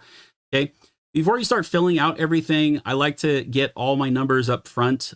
This is something I've learned after doing this a couple hundred times. So the other information that we're going to calculate before we even put anything on this document is we are going to calculate what is known as a TOC, which basically stands for a top of climb value. Okay. That's basically how long is it going to take us to get from our airport to, in my example, 6,500 feet when I can just basically fly straight and level. Okay. Out the flip side of that, as we're getting into Paso Robles, PRB, we need to calculate something called a TOD, which is the reverse. So I'm at 6,500. Question is when am I going to start my descent for Paso Robles? And that's basically called a top of descent. Okay. So once I calculate my top of climb, my top of descent, I'm going to show you guys exactly what you need to pull out of the weather packet that we're going to look at. Then I actually start putting pencil to paper here and laying out the flight plan. So try not to jump ahead too much. Otherwise you're going to realize that you might miss a step in between. Okay. All right, so let's go ahead and we're going to actually look at our weather briefing. So if you want to follow along, you can do so on the screen and do this afterwards. If you want to try to follow along while we're doing it, this is going to be the process. You can go to 1-800-WXBrief.com. We're going to use the flight service station briefing tool. It is a pretty cool tool that they have there. If you want to use something else, you're more than welcome to. And then from there, you guys are then going to create an account. If you don't have an account, you can create one for free. And then you're going to go to Flight Planning and Briefing, which is this center tab right here. It's right there. There's a drop-down menu. And then very simply, you're going to go to Briefings, Flight Plans, and Navlogs. Okay. So what we're going to do is I'm going to show you exactly how to fill this out line by line. And the reason why I said it's good to kind of a general idea of what to fill out is it will ask you, what is your route of flight? It's also going to need some information such as what is your cruising speed and your altitude. Now for the cruising speed, I'm just going to give it to you. We're going to say 120 knots just because we know that value. But I'll show you exactly where to find that in the near future here as we look at the cruise performance in flight. Okay. So the first step is we're going to go ahead and scooter over to our weather website. And like I said, if you guys want to follow along, you're more than welcome to. If you want to sign up for an account, you can do so as well. So once you actually log in, this is the home page of what you should be seeing on there. And it has all of the same stuff that it basically incorporates with a lot of the other services. So it does grab a lot of the same information from aviationweather.gov. It does give you local conditions and other things like that. But what we're going to do, like I said, is we're going to go to Plan and Brief. And then you're going to go ahead and click on Plan and Brief. It's the first one in the drop-down menu under Plan and Brief. From this is actually going to give you, it defaults to the ICAO, which is basically your international flight plan. The FAA domestic is still available, but they want us to teach you the ICAO one here. So very simply, we'll go through this line by line. A lot of these things are codified. In the event that you want the paper version of this, you guys want to know like what the coding is. If you have a copy of your AIM available, it is in chapter number 4, I believe, or 5. It's chapter 5 of the AIM. It's the first couple sections, and they'll tell you all the different codes that you would need to know in order to basically plug in this information. If you're just on there following along right now, if you basically leave your mouse over any one of these, it will it'll populate whatever the ICAO field is. It'll tell you how to actually fill it out, or you can actually click on it, and there will be a little dialog box that opens that will tell you exactly what to do for whatever the section is. For us, we're going to start off with the aircraft ID. You guys can put in your own aircraft ID, but in my case, I'm going to put 764 Charlie Papa. Then what we've got is our flight rules. So we have VFR, IFR, and our Canadian friends up there. So we're going to do VFR today. Our flight type. So we have a couple different types. So really, for most of us, it's going to be general, which is G. The DVFR is the Defense VFR flight plan. So if you are maybe coming back into the United States, you would have to file a DVFR flight plan or an IFR flight plan. And with that, that's basically telling the U.S. government that your aircraft is crossing at this specific point, plus or minus, I can't remember if it's 10 or 15 minutes from whatever that time is. So for us, we are just general aviation. So we're going to go to a G here. We are a single aircraft. If we were maybe doing a formation flight or something else, we would actually add additional aircraft there. The aircraft type for today is going to be a Cessna 172. If you knew the codification, you can always put in a Cessna 172, or for any of those that you don't know, click on the magnifying glass and basically start typing. So I'm just going to put in Cessna 172. Let's actually just do Cessna and see if I can find it that way. These are a little bit temperamental with their searches. So we've got 150s, 152s. I'm going to go with the 172 Skyhawk here. And you could put in whatever associated aircraft that you have. So with this, I'm going to go ahead and click select, and it will drop the aircraft code in the aircraft type. It automatically associates that aircraft with the wake turbulence category. Pretty much all general aviation is going to be considered light. If you want to think about it this way, heavy is 74s, A380s, 757s, mediums would be like the Embraer Airs and the other aircraft out there. So we should pretty much all be under the L category. Your aircraft equipment is basically what type of equipment do you have installed in your aircraft. Very simply, just click the magnifying glass on the right. If most of us will probably have a couple of these. So for example, you might have distance measuring equipment here. You might have, if you're old school, you might have an ADF installed, an automatic direction finder. You might have a GNSS, which is a GPS system. You might have a VOR. Okay, so just select the equipment that is applicable for your type of aircraft. Those would probably be the most common ones for general aviation. All this CPDLC stuff, this is cockpit data link controllers. These are mainly like text messaging systems and those types of things where you can get digital copies of information. These are like, we're talking millions of bucks to install one of these. Once you're satisfied with you're basically covered whatever letters of the alphabet correspond to the equipment you have on board, go ahead and click the OK button, and it will actually drop the letters in the aircraft equipment list. Over on the right-hand side, on the second line, we're going to go ahead and put in our departure airport of KIZA, which is our airport code. Then we're going to do a departure date and time. Now, if you had a specific time, you could basically plug that in, and you could do a local time, you could do Zulu time, whatever time zone you happen to be in. For me, just so we could do it easily, I'm going to put it for 15 minutes from now. So I'm just going to put my time in here. I'm going to apply it, and it will automatically say that 15 minutes from now is 18:56 or 6:56 local time. Continuing on, I do have a cruising speed. So your cruising speed is going to be whatever the cruising speed is once you actually get to your cruise portion of flight, your straight and level. And you're going to notice that we've got the knots, and the knots is supposed to be an N followed by 4 digits. And then if you're flying a little faster in the Mach, then it's going to be an M followed by 3 digits. For us today, we're going to basically have this aircraft at 110. So you're going to put an N, and then you have your 4 numbers, which happens to be 0110. So that's basically saying or telling the system that we anticipate a cruise speed of 110 knots. And I'll show you exactly where we come up with that number when we go back to the presentation. Your level is your altitude. With your altitude, it depends on if you're in the flight levels or if you're actually in an altitude. But very simply, what you have for most of us here is altitude in hundreds of feet. You're basically going to have the A and then whatever the value of the altitude is. So A090 is 9,000 feet. If I was in the flight levels, which is basically 18,000 and above, we would have an F and then the number behind it. So F19 or 190 is flight level 190. In our case, I told you guys at the beginning, I'm going to go ahead and try 6,500 feet as an altitude. It's a relatively short flight. It gets me over most of the obstacles. And because I'm not using that direct line that we showed before, actually flying over the coastal region, then it'll actually be a little bit easier. Okay, or actually the altitudes will be a little bit lower. Once you find everything, go ahead and go back. And here's our level.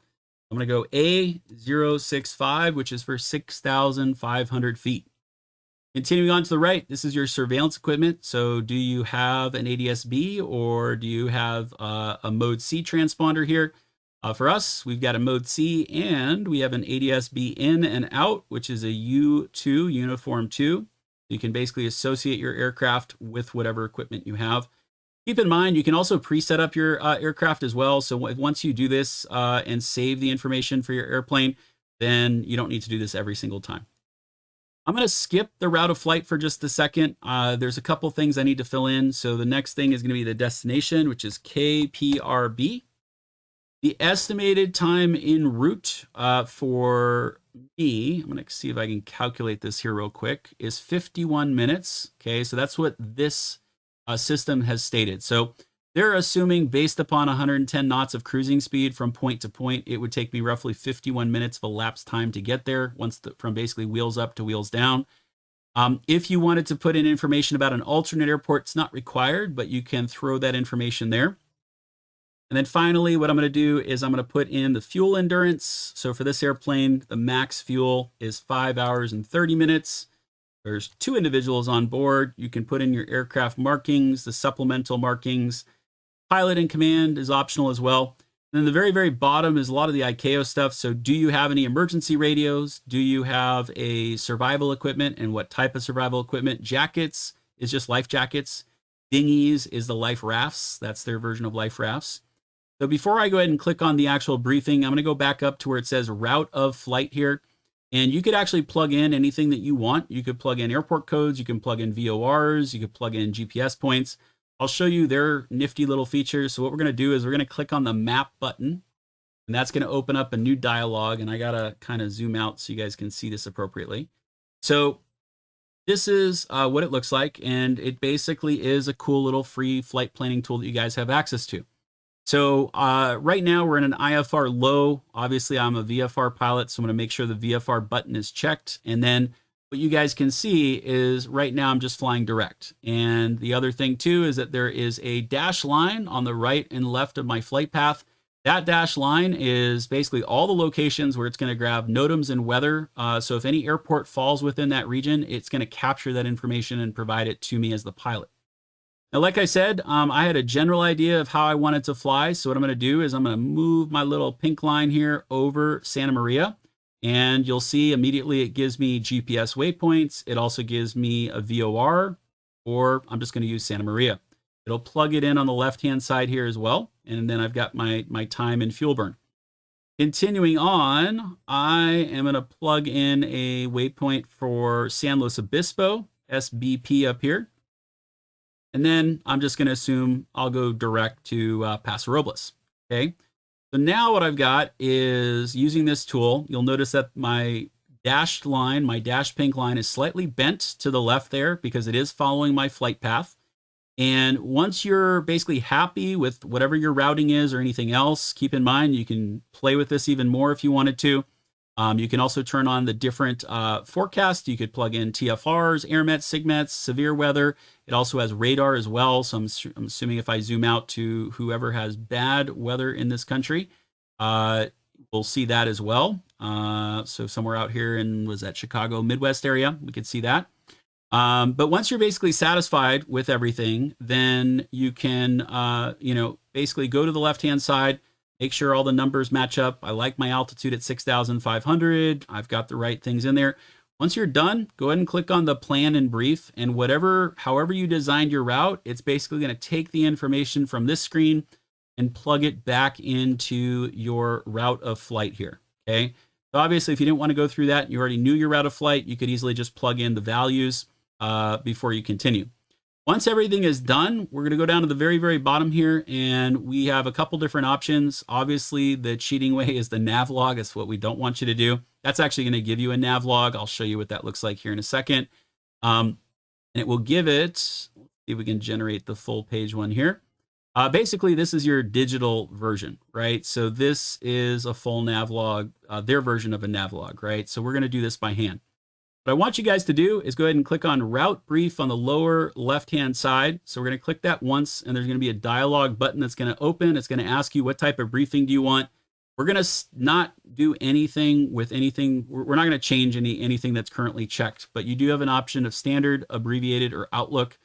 All we're going to do is we're going to leave it in standard, scroll down a little bit to the bottom, and what I'm going to do is I'm going to click on PDF briefing. You could do a web briefing, which just keeps it on your desktop. You could email it to yourself or another pilot. We're just going to click on PDF briefing.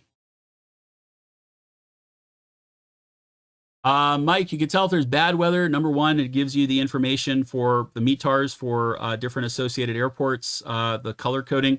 And then in addition to that, it gives you, what I was pointing out was primarily the weather radar. So that was basically for precipitation. The very, very front cover of the page is going to give you everything in terms of whatever you input in the system. So we said 110 knots, 6,500 feet, departure time, date, route, all the stuff that we basically input so that way we don't forget about it.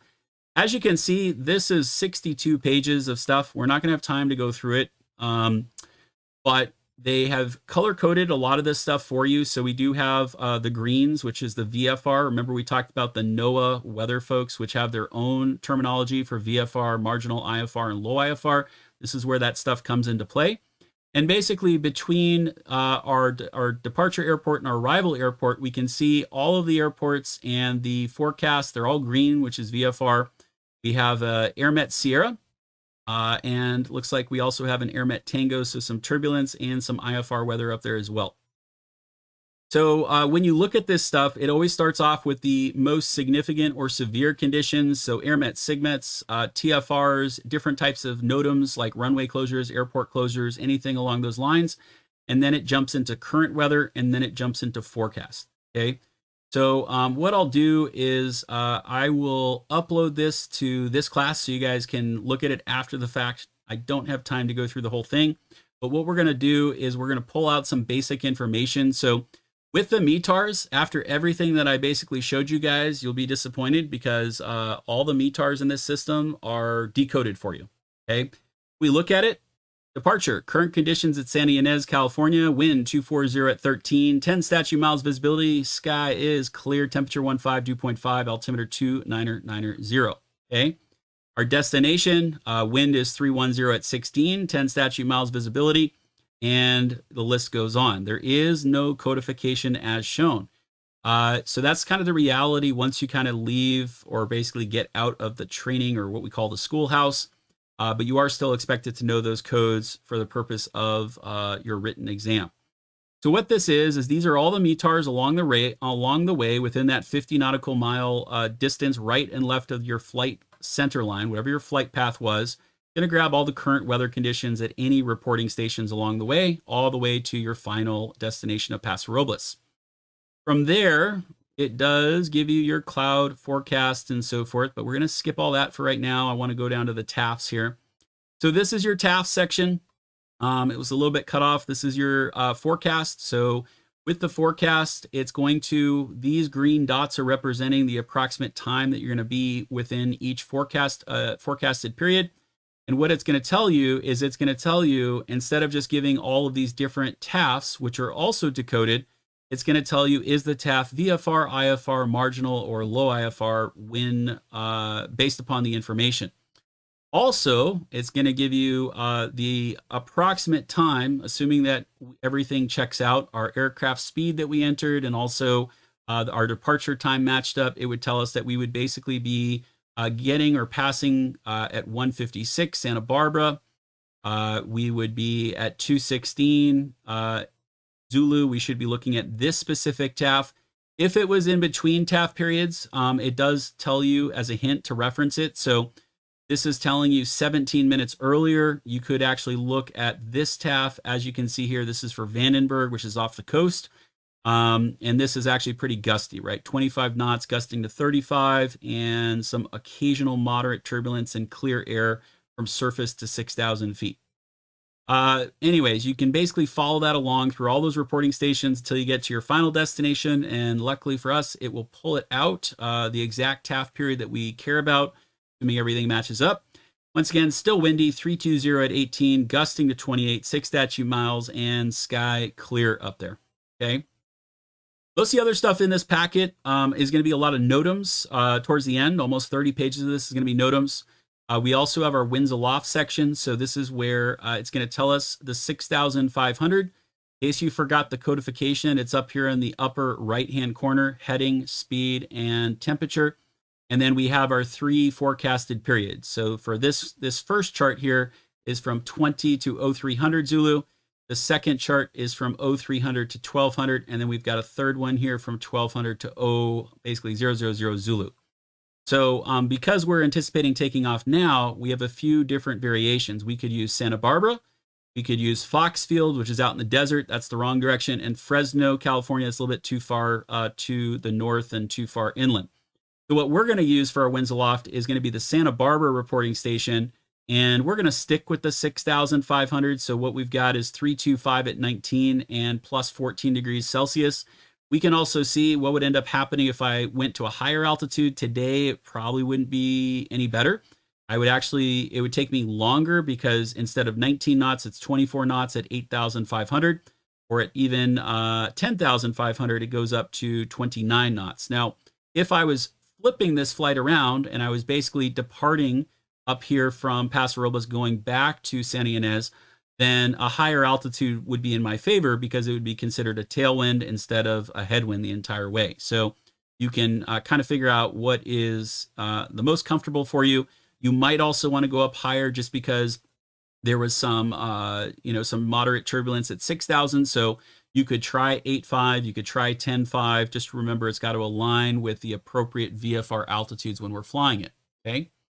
So now that you basically look at the weather packet, and I apologize, we're going to have to kind of normally go through this in a bit more depth, but I need to get to the other sections here. You guys can take a look at this later.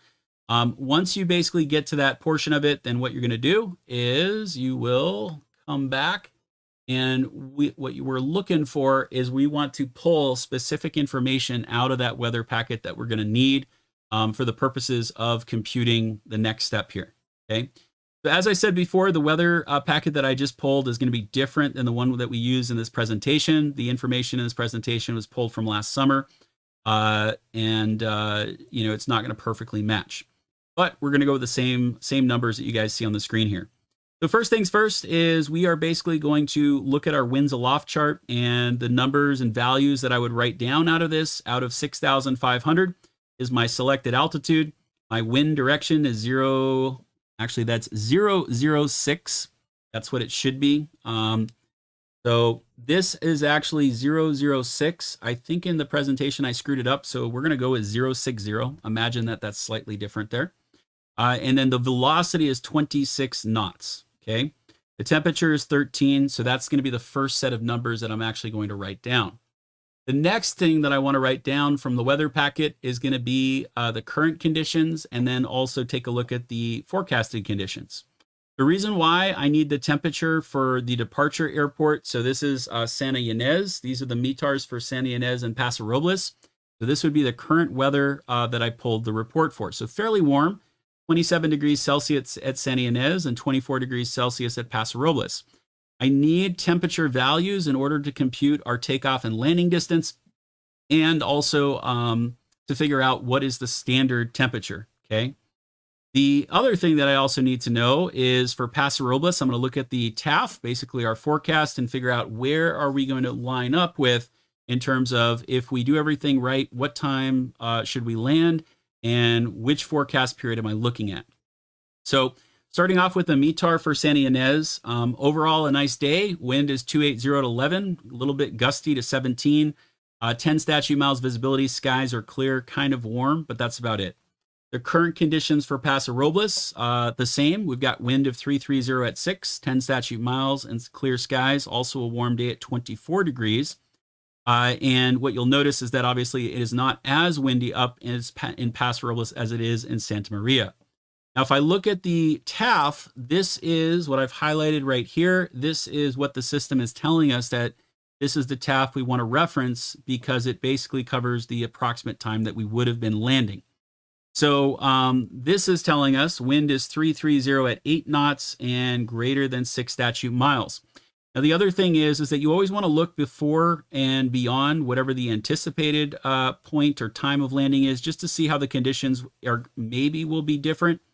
So, for example, if I landed a little bit later, we could see that the wind actually picks up. It's going to be 320 at 15 knots. But once again, clear skies, good visibility.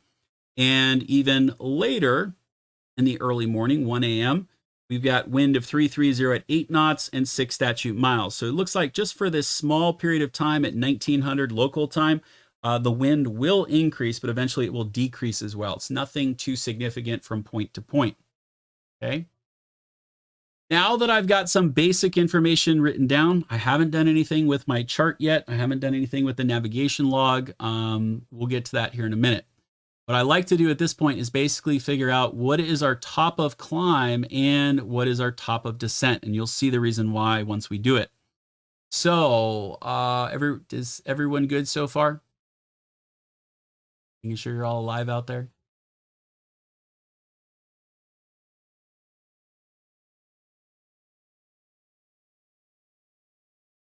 All right, so with your top of climb, basically what we want to do is from our departure point. So in our case, our departure point is going to be Santa Ynez, Kiza, and we know that we want to basically fly at 6,500 feet. The question is how much time is it going to take us to get to this point, which is called our top of climb? How much fuel are we going to burn, and what is the distance? And the distance is important because that helps us plot a point on our sectional to kind of figure out roughly when would we actually get to that point from our departure, okay? Now, what you have is you're going to use your time, fuel, and distance to climb. I purposely use Cessna charts because they're a little bit faster and easier here. And what we've got is this specific airport is obviously we have to interpolate a little bit the information because it's not at sea level and it's definitely not at 1,000 feet. So there's a two-step process here. And the first step that we're looking at is in red. And then once we do this, we'll take a break here. The first step is that we know that we're trying to get to 6,500 feet. So what we're going to do is we are basically going to go down to our chart here. And we're going to read the information. And of course, there isn't 6.5. So we've got 6,000 and 7,000. So what we're going to do is we're basically going to average these numbers. So here I have 10 minutes. It would take me 10 minutes to get to 6,000 and 13 minutes for 7. I would consume 2.1 gallons for 6 and 2.5 gallons for 7,000. And then there's my distance, 14 and 17. So very simply, each one of those I'm going to add together and then divide by 2, and that will give me my average, or approximately the values that I need for 6,500 feet. So what that gives me is it gives me 11 and a half minutes, 2.3 gallons of gas, and 15.5 nautical miles. And that is assuming I am taking off from sea level and going up to 6,500 feet. Okay. This is if you guys are operating in an airport where you are always at sea level, like here at Camarillo, it's actually very easy. If you're operating at an airport that is higher than sea level, then you're going to have to do 2 separate steps. Okay. That's step number 1. And the other component that I'm also going to write down is my climb speed. Okay. The climb speed is between 73 and 74. I am going to use a more conservative number. You always want to go more conservative or slower in this case. So I'm going to choose 73 knots indicated. That's basically your knots indicated airspeed. That's step number 1. Step number 2 is because the field elevation at this airport is 674 feet. So this airport has an elevation of 674 feet. What we just calculated was basically sea level. So what we're saying is those values work from going from sea level up to 6,500. Okay. Yes, it's only a couple hundred feet, but it does matter. So in this case, because it's 674 feet, I'm not going to go crazy with the numbers. I'm just going to take the average between sea level and 1,000 feet, just for simplicity's sake here. And what I have is I'm going to look at the time. So it's between 0 and 1, so that's 30 seconds. The fuel, 0 and 0.4, so that's 0.02. And the distance, 0 and 2, is basically half of that is 1. Okay. So this gives me in my next set of values, meaning that it's a half a minute, 0.2 gallons, and 1 nautical mile. Okay. And the reason why we're doing that, once again, is that we are not taking off from sea level. We're actually taking off a little bit higher, about 674 feet above sea level. Now what we're going to do is what we did in step number 1 here. In step number 2, we want to subtract the difference of those numbers. Okay. So very simply, I'm going to take the time of 11.1 minutes, and then I'm going to subtract the 30 seconds, or the half a minute, and that is going to give me a final value of 11 minutes. The fuel, I'm going to do the exact same thing. I'm going to take the 2.3 gallons I calculated in step 1, subtract 0.2, and then I have to do an extra step here that you guys will notice, is that I want to include 1.1 gallons for engine start, taxi, and takeoff allowance. Within the note section right here, it's actually note number 1 that says add 1.1 gallons for fuel for engine start, taxi, and takeoff allowance. Remember, that's your baseline number. If you guys are operating at busier airports, you could basically adjust that to, or basically increase that value. So with that, I'm going to add the 1.1 to that, my final number, and that's going to tell me I'm going to basically use 3.2 gallons. With distance, I'm going to take my distance that I found in the first value, 15.5. I'm going to subtract 1 nautical mile. That's going to give me 14.5 nautical miles. So at this point, what this is telling me is to get from the airport elevation of 674 feet to 6,500 feet, it's going to take me approximately 11 minutes. I'm going to burn 3.2 gallons, and I'm basically going to cover a distance of 14.5 nautical miles until I reach my top of climb. Okay.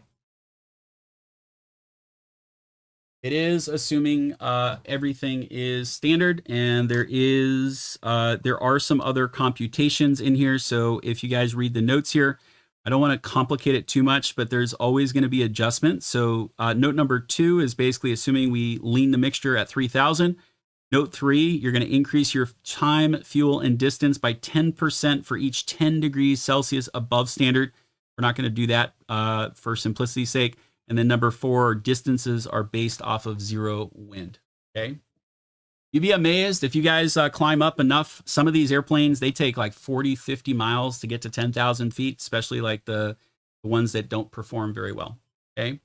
So now what we've got is just to kind of recap, we've looked at our weather. We made sure we can actually go.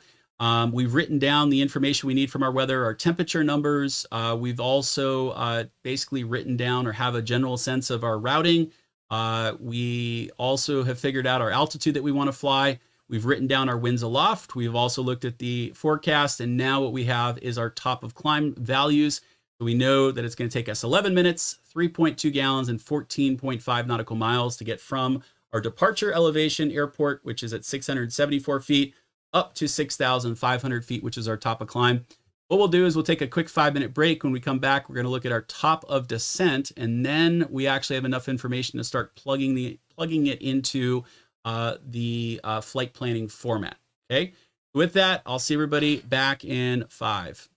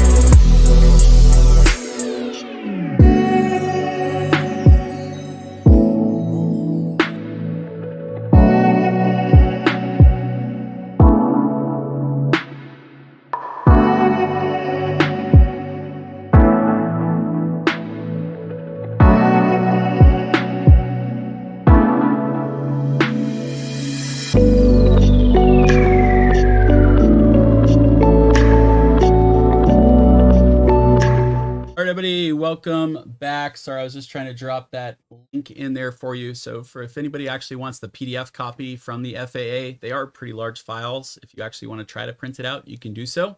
The FAA does provide TIFF and also PDFs of all of the current sectional charts, so you can always do it that way as well. All right, so now that we have a top of climb, and top of climb is not a new thing. I saw someone ask that in the future. It's just, you know, when you're doing this stuff, it is easy to be kind of lazy about it and not calculate some of these values. That's really what it kind of comes down to, usually what we see. But even if you look at like the ForeFlight version, right? So here's the ForeFlight one again. You know, they've got a top of climb and they've got a top of descent as well. Okay, same stuff that we use in the airlines.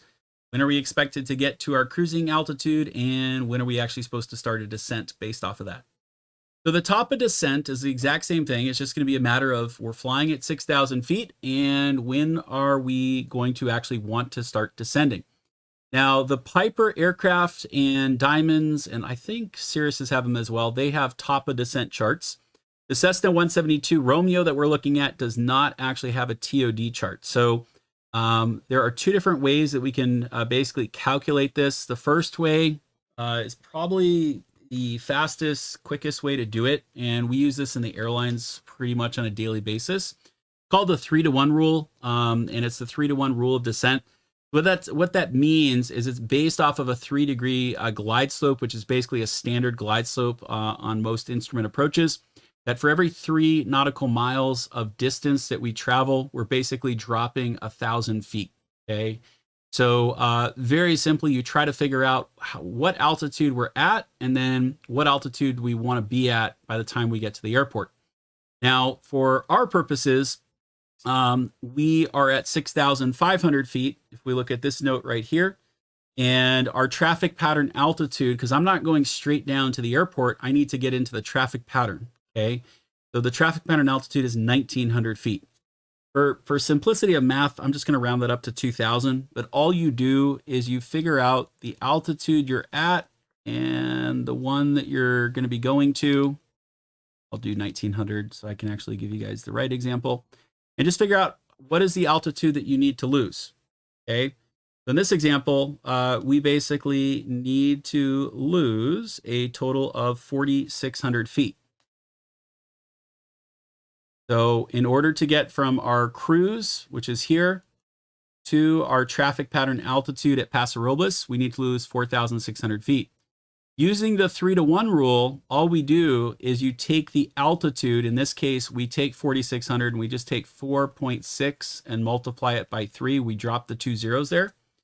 So 4.6 and multiply that by 3, it is about 13.8 nautical miles that we would start a descent based upon the 3-to-1 rule. Like I said, in the airlines, we do it all the time. So for example, if we're flying at 36,000 feet, okay, so that's basically flight level 360. And our goal is we want to get down to not even flight level, but your altitude of 10,000 feet. That means that I need to basically descend 26,000 feet, okay?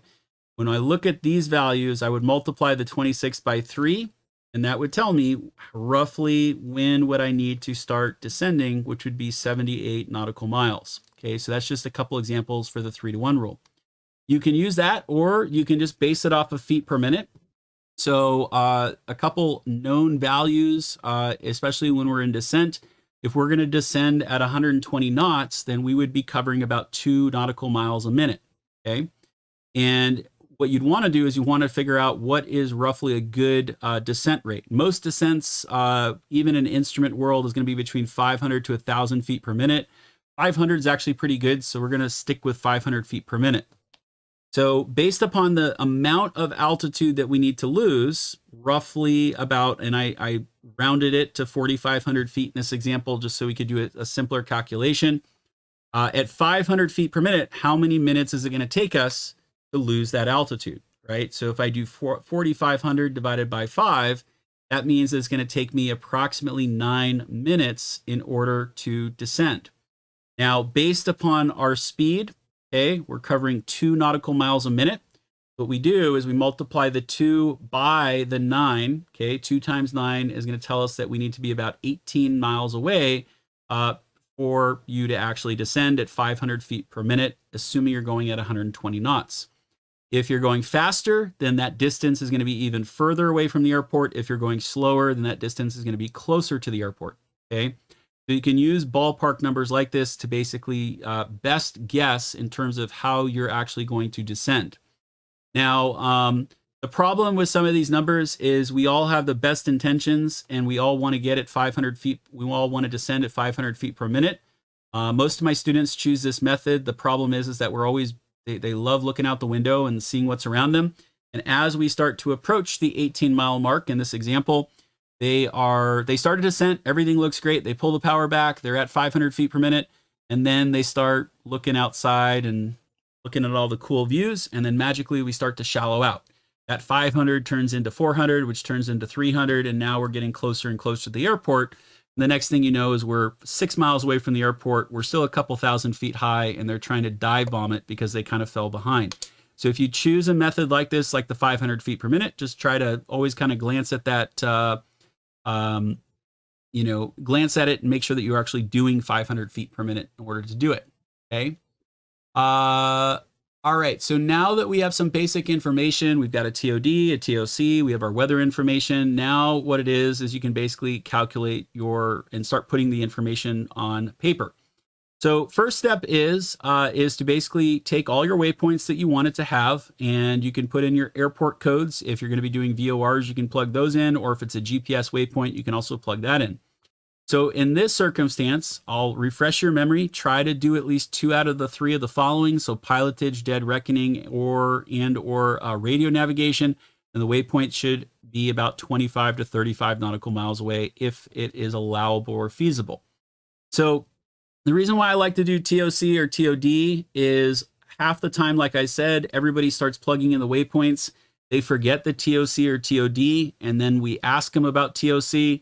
They throw their piece of paper away. They magically get TOC in there, and then they start filling out, they start filling out pretty much everything. And then the question is where's your TOD? They throw out the second piece of paper. They start over. Now magically we have our route, our top of climb, our top of descent. Now things are starting to look a little bit better. Don't always assume that your top of climb is your second point. If you are climbing up to a higher altitude, your top of climb may fall somewhere in between a waypoint further down. So just keep that in mind. Don't necessarily always assume it's your second waypoint, or the top of descent is your second to last waypoint before getting to your airport. Okay. What you're going to do is you're always going to start off with whatever the departure point is. In this case, it's the KIZA airport. We have our top of climb. I'll show you, based upon the distance that we came up with earlier, that basically falls over the city of Los Alamos, California. So that's going to be one of our checkpoints. We've got Santa Maria Airport, San Luis Obispo Airport, our top of descent, which actually doesn't really fall anywhere unique. It's just going to be a certain distance away from the airport. And then we have our final destination of Paso Robles. Okay.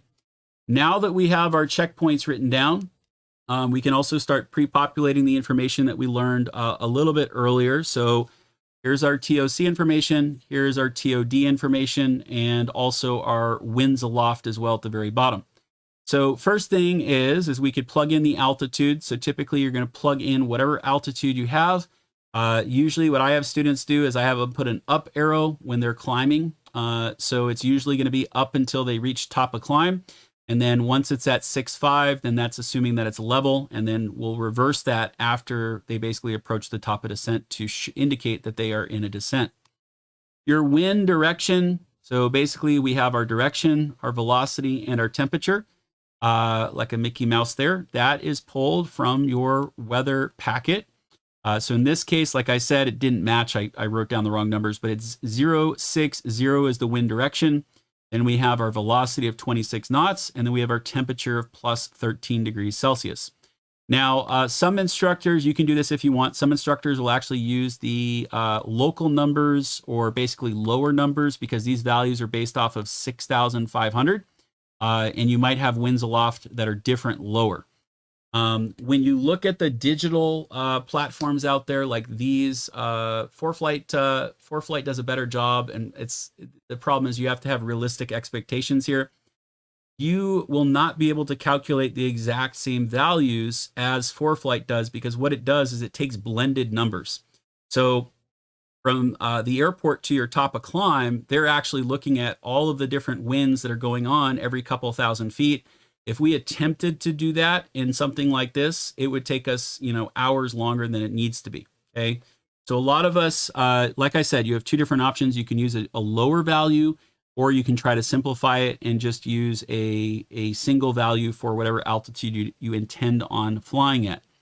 If you're flying a longer distance, then obviously you might have different stations as well. For us, it's all going to be out of Santa Barbara, but let's assume I was flying up to San Francisco. I might use my winds aloft from Santa Barbara for the first half. Then I might use the San Francisco winds aloft for the second half of the flight if it was something longer. Okay. The other pieces of information that we can throw in here is this is our true airspeed. And we've come up with the value of 73 knots based upon our top of climb chart. So that is the value that we're going to plug in there.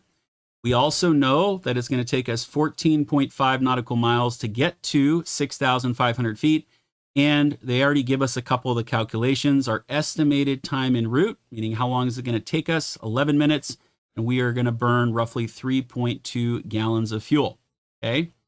So now that we have some basic information, we also have our top of descent, which depending on which method you used, I kind of rounded up and gave us a little bit of a buffer. So I said 14 nautical miles from the 3-to-1 rule, just because I know the student's going to shallow out from that. So I have basically put a point 14 nautical miles south of the airport on our way there. So from this point, what we're going to do is we're going to actually go and measure the true course. And with this is where you're going to go ahead and take out your charts if you have them, or just, like I said, follow along. And we'll basically show you how to measure each one of the legs' true course.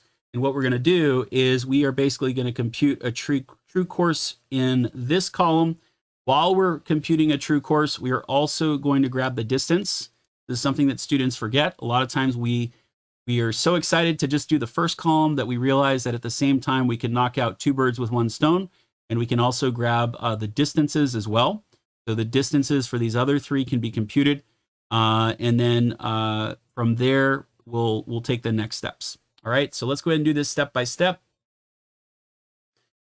This is where, if you pull out your maps, and I'm going to go to the other page real quick here. All right, so when I'm looking at this, and I'm going to keep that slide up just so we can kind of have it in the background here. So as I am looking at this information, there's a couple of things that I'm doing. So obviously you'll notice that my route has changed. Instead of having that straight line going up, I'm basically going from airport to airport to airport. And I just drew it in red, so that way it's a bit easier for you to actually visualize and see as we are doing this. Now, I've also happened to put on my top of climb, and I've also put in my top of descent here, so I kind of know where I am on the map. So theoretically, if all the numbers hold true, I take off from Santa Ynez and I will reach 6,500 feet at this point. I'm going to basically be flying straight and level all the way through. And then by the time I reach my top of descent, that is when I'm going to be starting to descend for the specific airport. Okay. So what I do here is I am actually trying to figure out two pieces of information. The easiest one I'm going to show you is obviously going to be distance. So when you look at your device, and it doesn't matter if it's rotating or not, we're not going to use that part here. What you're going to notice is pay attention to the information along the scale. So this might be difficult for you to see, but right here, that says sectional, okay? Some of these are designed for sectional charts. Some are designed for the WAC chart, which is the World Aeronautical Chart. So the numbers at the bottom are designed for the WAC charts. The numbers at the top are designed for the sectional charts. And just make sure that you're looking at the correct scale. So when I measure the information and I look at it, let's see what we've got here. What I'm going to do is you basically line it up so you can see my top of climb and my airport. Just put it over the center of the airport. And what I can see here is each tick, just like a ruler, is going to effectively be basically 1 nautical mile. So there's 10 nautical miles there. There's 20, and I'm sorry, that's actually 5, 10, and 15. See, I already looked at the wax scale. The wax scale is this one at the top. The sectional is the one at the bottom. So that's 5, 10, and 15. And remember, looking at the screen on the right-hand side, we said that our top of climb is roughly going to be about 14.5 nautical miles. So that's the reason why I basically drew a line here and put TOC for my top of climb. So when I'm doing this, one of the steps that I'm going to do or use is figure out what is the difference from point to point to point, and just make sure that you're looking at the correct scale. I just made a good example of why you want to do that. So the next thing that we want to do is we want to also talk about measuring our true course. So with a true course, I will show you two different methods here. Actually, one method, but I'll kind of explain what the true course is. So remember that we have the North Pole and the South Pole at the very, very top of the Earth and the very bottom of the Earth. And what we're going to do is we are actually going to measure the true course, which is going to be slightly different than our magnetic direction. Okay, so we're going to show you how to actually measure the true course. And then from that point, we're going to then make some corrections to it based upon wind conditions and also where you're located on Earth in terms of variation, in order to come up with a compass heading. So the true course is the angle your flight path makes with the true North Pole. Okay, so as you can see here in this example, our true course, depending on which way we're flying, if we're going from Table Rock to Martin Airport, we have a true course of 060. If we are going vice versa, then it will be 240. So the way that you do this is you'd want to obviously map this out. And the reason why I drew it in red is it's a little bit easier to see. And what you're going to do is you want to line up your ruler, the very top part of your ruler, and ensure that it matches the line. And what we're going to do is we are going to find a line of longitude. So longitude is the lines that go basically up and down, right? So what I'm going to do from that point is I'm going to see where it intersects. Okay. So I'm going to show you how to do this in real time rather than looking at the graphic. But there was one graphic I do want to show you in terms of measuring. When you're measuring, like I said, for those that weren't able to see it, pay attention. So like I said before, I accidentally looked at the wax scale when I was doing this. So you could see 10, 20, and 30. But in reality, 5, 10, and 15 is right there. Okay. So make sure that you're on the correct side. You are using nautical miles, not statute miles. And you have everything set up correctly, because one side is statute miles if you're flying an aircraft that's maybe doing miles per hour. The other side is nautical miles, which is going to be matching up to knots, which is what we're looking for. Okay. So when you're measuring the distances, you're also going to be for most efficient purposes, measure the distance and also figure out what the true course is. Okay.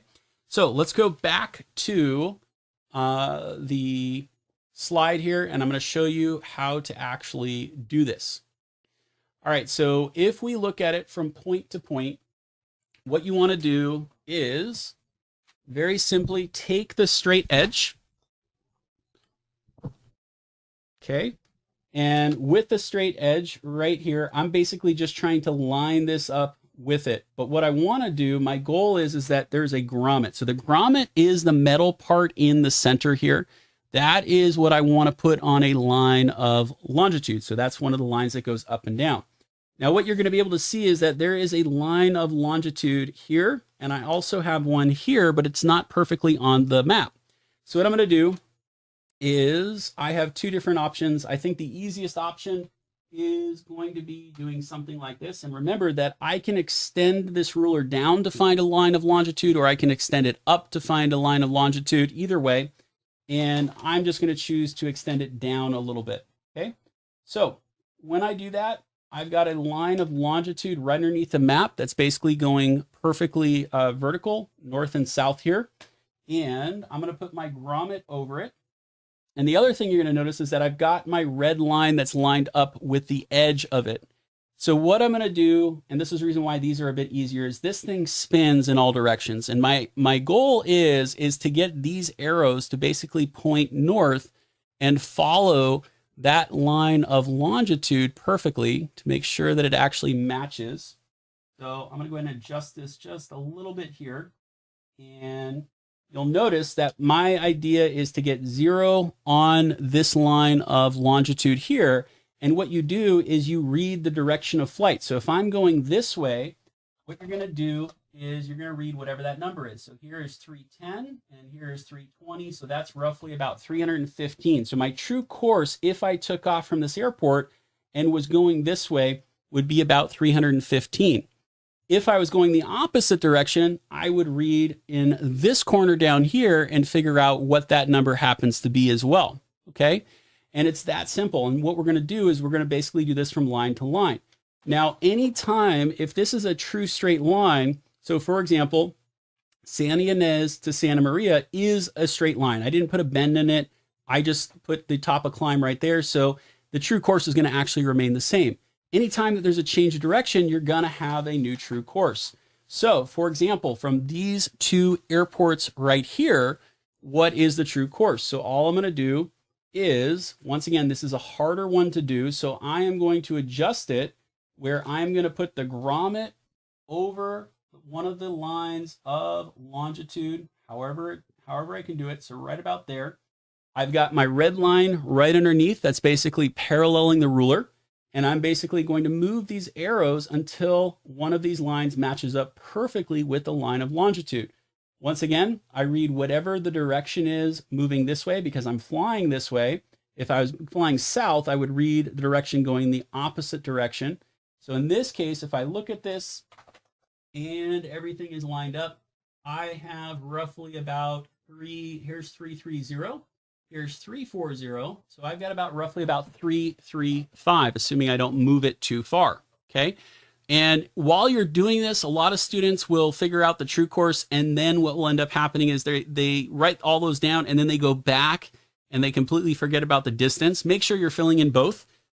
So what you would do at this point, right? So if the first one, like I said, was going to be roughly about 314 or 315.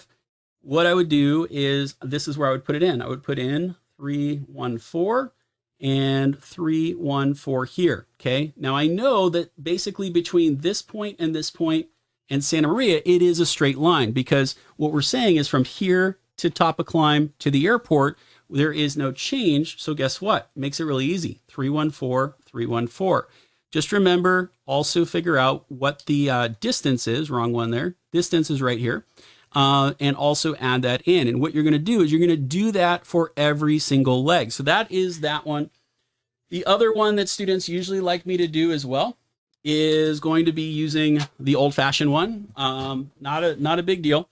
You're going to notice that there's two scales in this one. So there is actually an inner scale right here, and then you have the outer scale as well. So the outer scale is effectively using a line of longitude, and the inner scale is using a line of latitude. So very simple. So once again, all you're going to do is line this sucker up. The grommet in this case is not metal. It's just a little dot or a hole right kind of in the center here. And what you want to do is, once again, find a line of longitude. And I'll show you this one first. So right here, my grommet is under this line of longitude, and it's a little bit hard to see, but if you follow the pen, that is the line. And then I'm perfectly perpendicular on my red line there. And what you do is you read whatever it says right there, whatever it basically intersects. So there's a very small line of longitude, and it's intersecting one of these tick marks. So you'll notice that the tick marks say 150 and 330, right? I'm going to go to the one to the right just because it's a little bit easier to see. And you do have to know which general direction you're going. Remember, 150 is heading south, 330 is heading north. So that is one important distinction. So if I look at this, I know that I'm heading north. So here's 330, and let's see if I can get a little bit better there. So what I've got here in my example is you're basically going to figure out where it's going to intersect. Okay. Now, the other way of doing this as well is you can find a line of latitude, which is basically the lines going from left to right. Do the exact same thing. So if I line this up and figure that out, I will do this and put it right over the line. what I want you to do is take a look right in here this time, and we're going to see where that line of latitude effectively will come across, and it looks like it's roughly the same place. So this is where we use the inner scale versus the outer scale. Inner scale is going to be using the lines that go left and right, or basically are your lines of latitude. Lines of longitude, we use the bigger one, which is more common. Remember that if it's hard, if you're having a hard time finding a line of latitude or longitude, you can effectively extend that ruler in either direction, because no matter what, it's going to match the actual line that we're trying to line up with. Okay, does that make sense, everybody?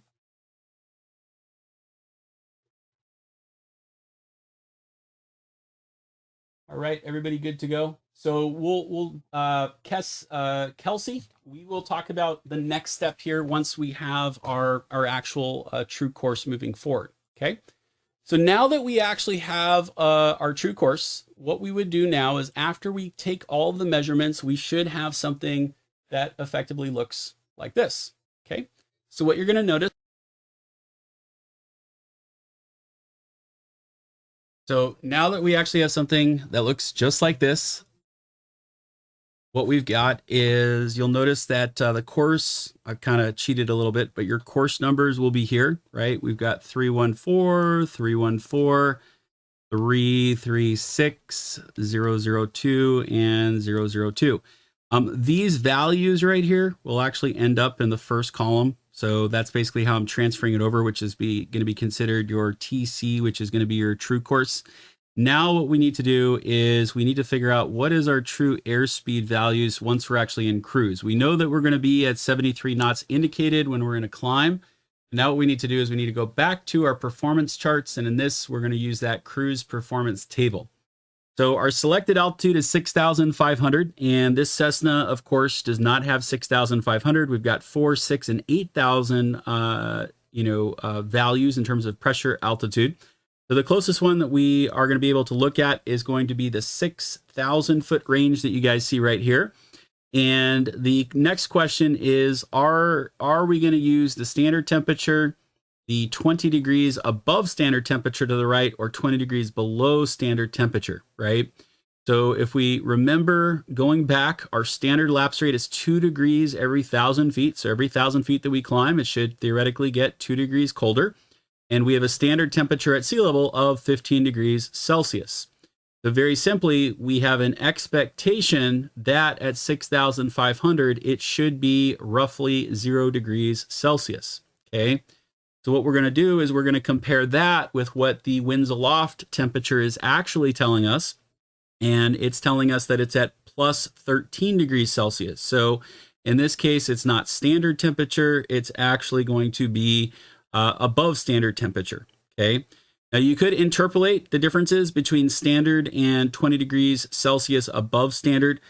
For our purposes today, because we're running out a little bit of time, there's only just a couple of differences between these values.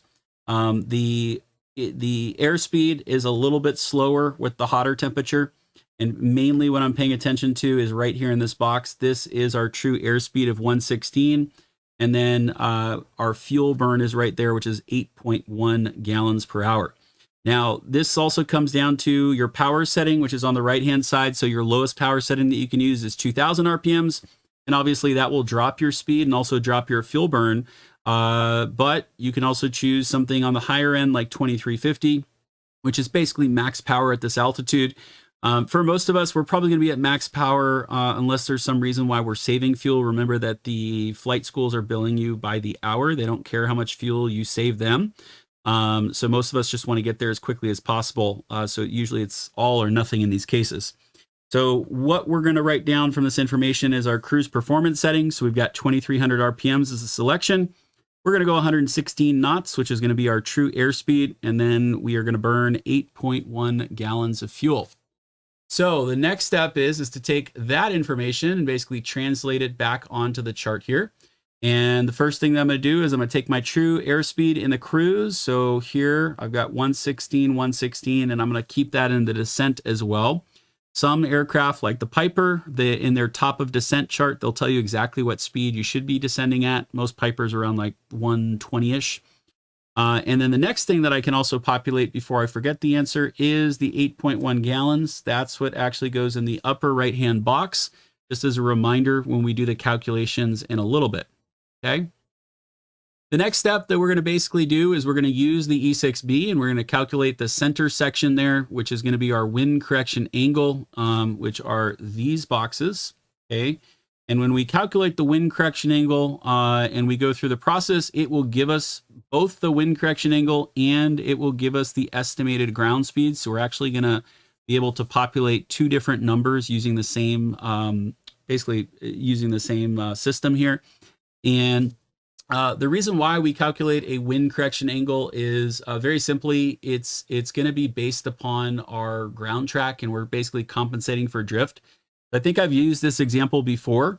If I am trying to get, or in a simplified example, if I'm basically trying to swim from position A to position B, if I'm out in the ocean or a lake, you know, I can't necessarily swim in a straight line, because if I swim in a straight line, you're going to start to actually end up drifting to a new position. So what you have to do is you have to compensate. And in this case, the swimmer is basically crabbed into the current or swimming slightly against the current. And the nose, or if you're going to translate this into an airplane, the nose of the airplane would be slightly turned into the wind or the current in order to maintain a specific ground track, right? So instead of using a human being, if we were to basically put this into airplane terms here, we always have the desired ground track, but just because the desired ground track might be 090 degrees, if the wind is strong enough, even a couple knots, then 090, it's going to start to blow me off course, right? So my goal might be to maintain a 090, but the reality is that I have to point my nose maybe to something like 060 degrees. And 060 degrees is going to allow me to maintain my ground track of 090. Okay, so just keep that in mind. And that's basically what we are calculating. We're calculating how much do we need to compensate for the wind based upon the direction of travel. And in some circumstances, it may be nothing. If it's wind calm, then your value would just be whatever your true course is. If it is pretty windy, you might need to compensate 15, 20, or 30 degrees, depending on the day. So this next step of what we're going to do is we're going to look at the wind correction angle. And with this, you're going to look on this side of your E6B. So you can always follow along with the UND one, or there's the prepware one online as well. I think someone threw up there, whatever other options you have. And the nice thing about the E6B is it always gives you the instructions at the very, very top. So the thing that we want to do, and we'll do this step by step. Couple things I'll point out is that we are always going to reference basically this little upside down triangle here called the true index. And then this portion is actually movable right and left, clockwise and counterclockwise. And then I'm also going to be talking about the grommet. The grommet is the center portion right here.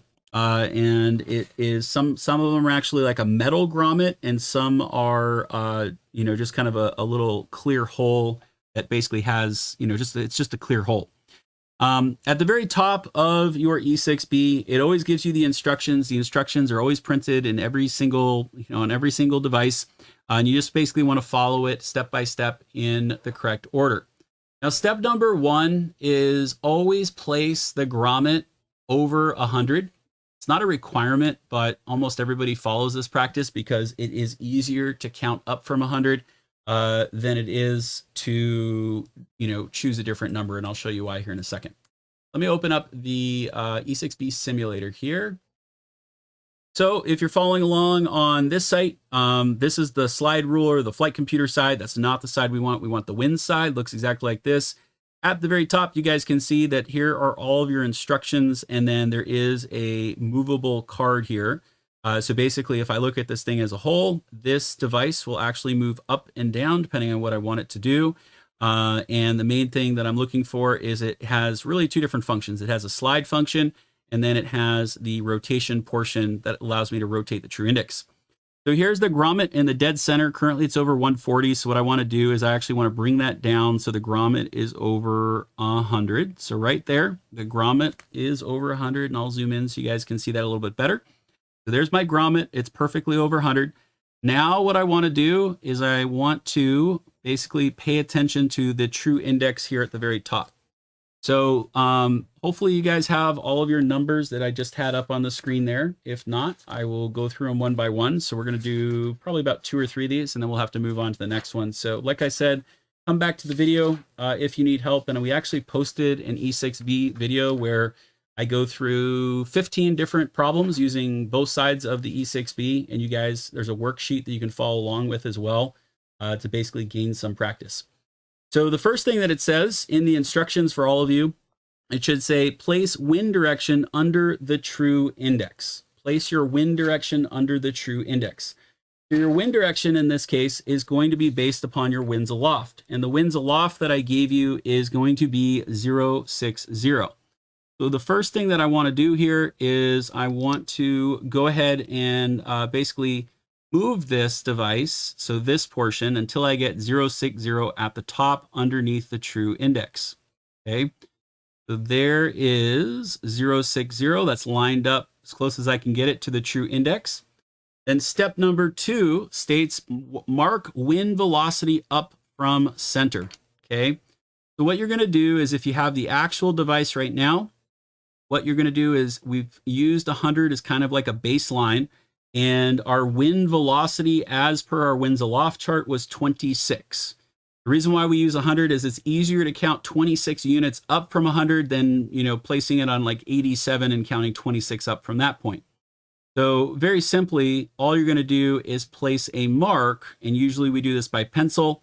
Here is 120, okay? Here is 125, and there is roughly 126. That's my little dot there, okay? Probably a little bit lower than that. That's about 126.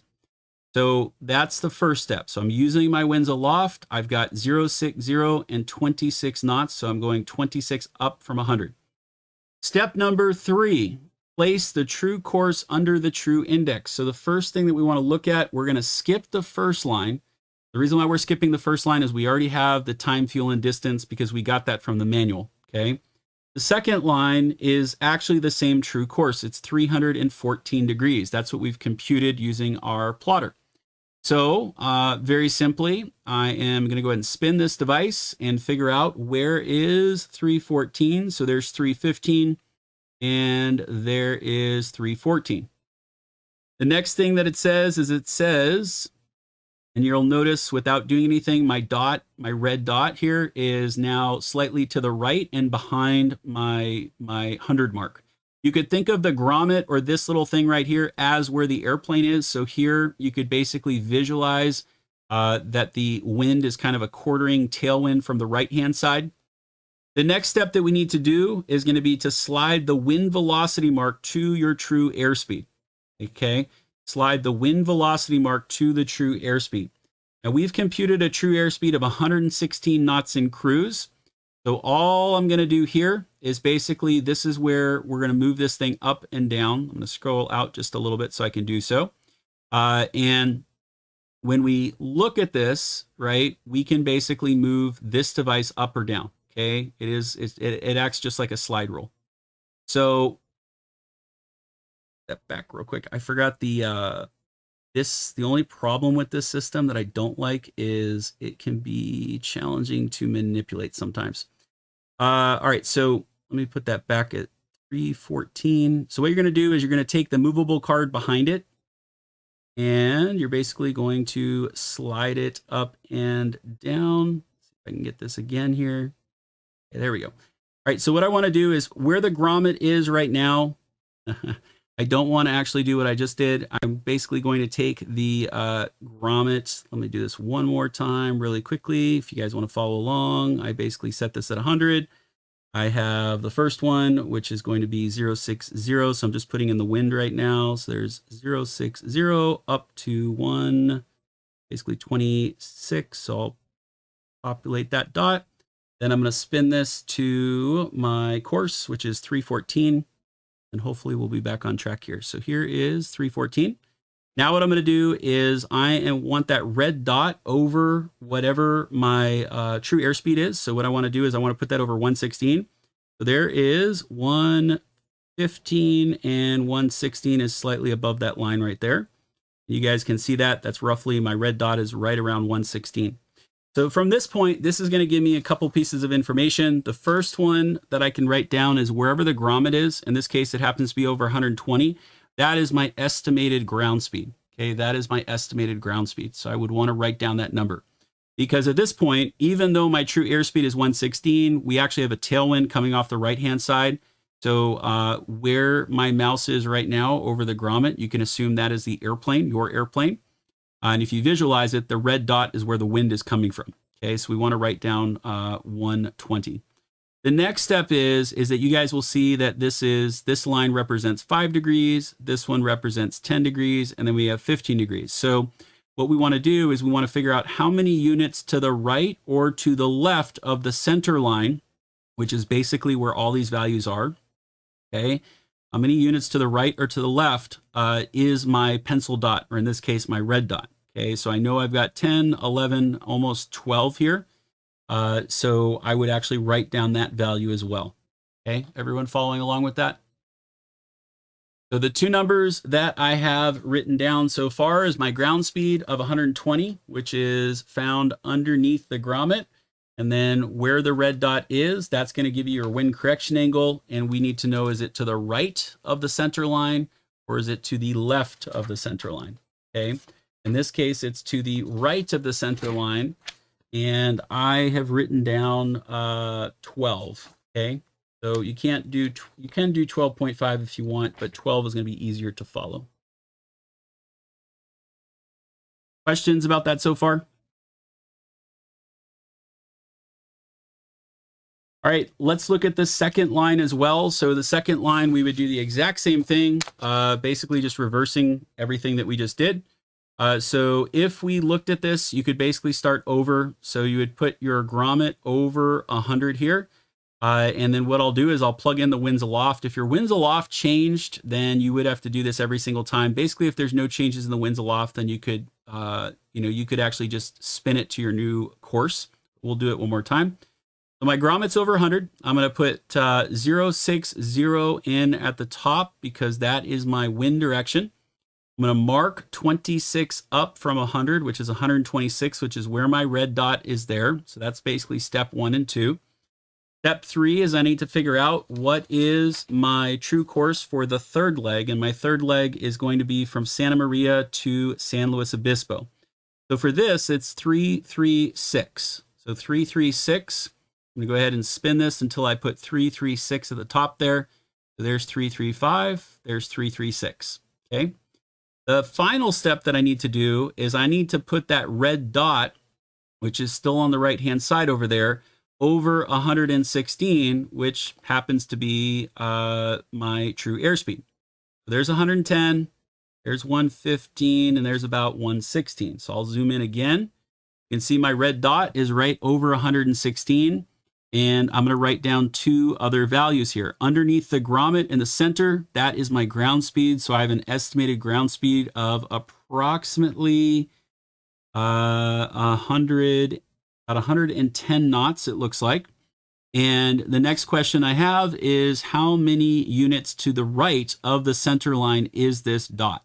Okay, we can see that we've got 5, we've got 10, and we've got 11, 12, almost 13 units to the right is my red dot. Okay, so I want to notate that as well.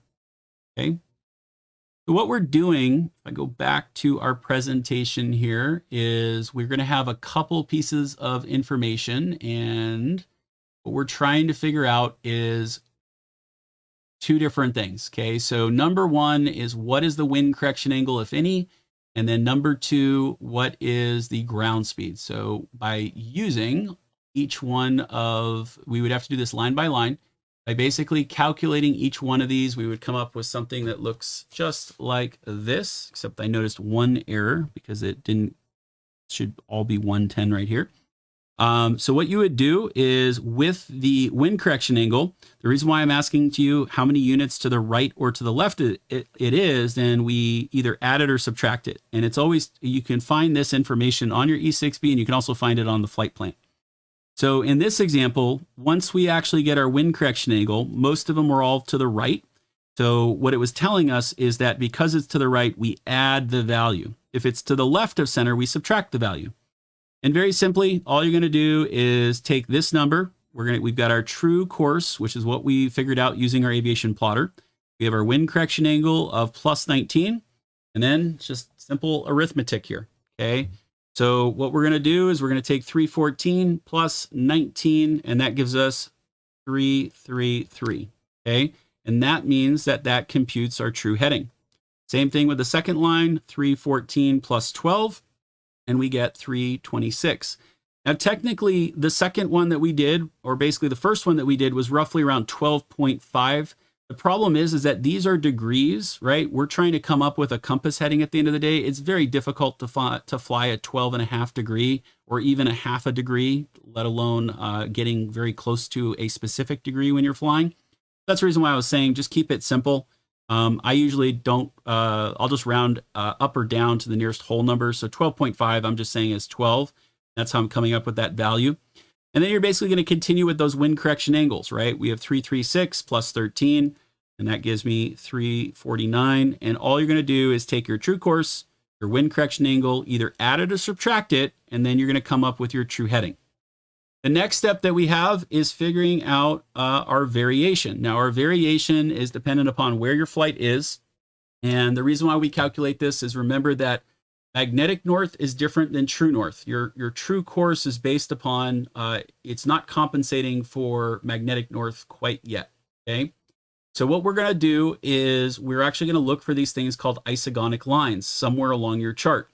And depending on where you are in the country and wherever your flight is, you'll see that some will be westerly variations, pretty much all along the East Coast. And then the majority of the country is gonna have an easterly variation. Along the chart up by Paso Robles here, you're going to see that we found one that kind of slices through the airspace, and it's 13 degrees east. The easiest way to remember this is east is least and west is best. So if you have an easterly variation, you're going to subtract the value. If you have a westerly variation, you're going to add the value. Okay? East is least and west is best. So what we do from this point is we're going to basically apply this value to our entire flight. Now, if you're maybe doing a flight, across the country, you may have several different isogonic lines that you want to basically adjust for, meaning that if I'm flying up to San Francisco, we are at 13 degrees east here. If I go another 100 miles, I'll be somewhere around 14 degrees east. And if I make it up to San Francisco, it'll be 15 degrees east. Okay. So depending on how long your flight is, you may have to adjust as you basically go from area to area.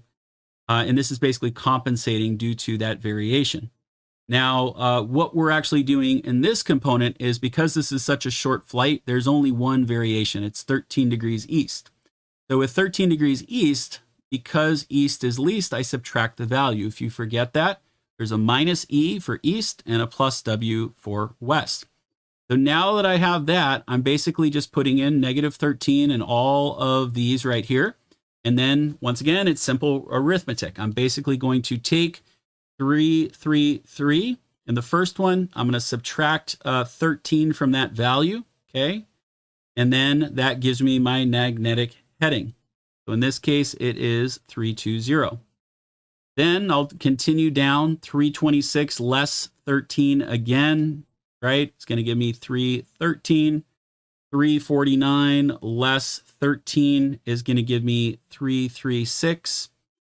12 minus 13 is going to give me 359 degrees, right? Because once we get to 0, it starts over again. And basically, it's the same thing down here. So now that we have that done, the next step is what is our deviation? Do we need to account for deviation in this other area here? So let's go ahead and remind you what deviation is. So remember that every airplane has a deviation card installed in it. And with the deviation card, there's usually going to be some type of interference, usually due to radios, communication equipment, any type of interference inside of that aircraft will be basically applied to your deviation card. Okay. So in the example that I have here, going way back a couple weeks here, we have, if we wanted to truly fly north, we would actually have to subtract 1 from the value that we're trying to fly. Okay. So instead of flying 360 or 0, we'd have to fly 359. If I wanted to fly east, instead of flying 090, I would have to subtract 1 and fly 089. This is actually a pretty good compass. Every airplane has different values, and just for simplicity's sake, for the purpose of this class, we are going to assume that we actually have a perfect compass, meaning that there is no deviation in it. A lot of flight schools will do this just because every time we do it, it takes forever to actually look at the values and compensate for them. So in our case, I'm going to assume we've got a perfect airplane, perfect with no deviation, and I'm going to run 0 across the board.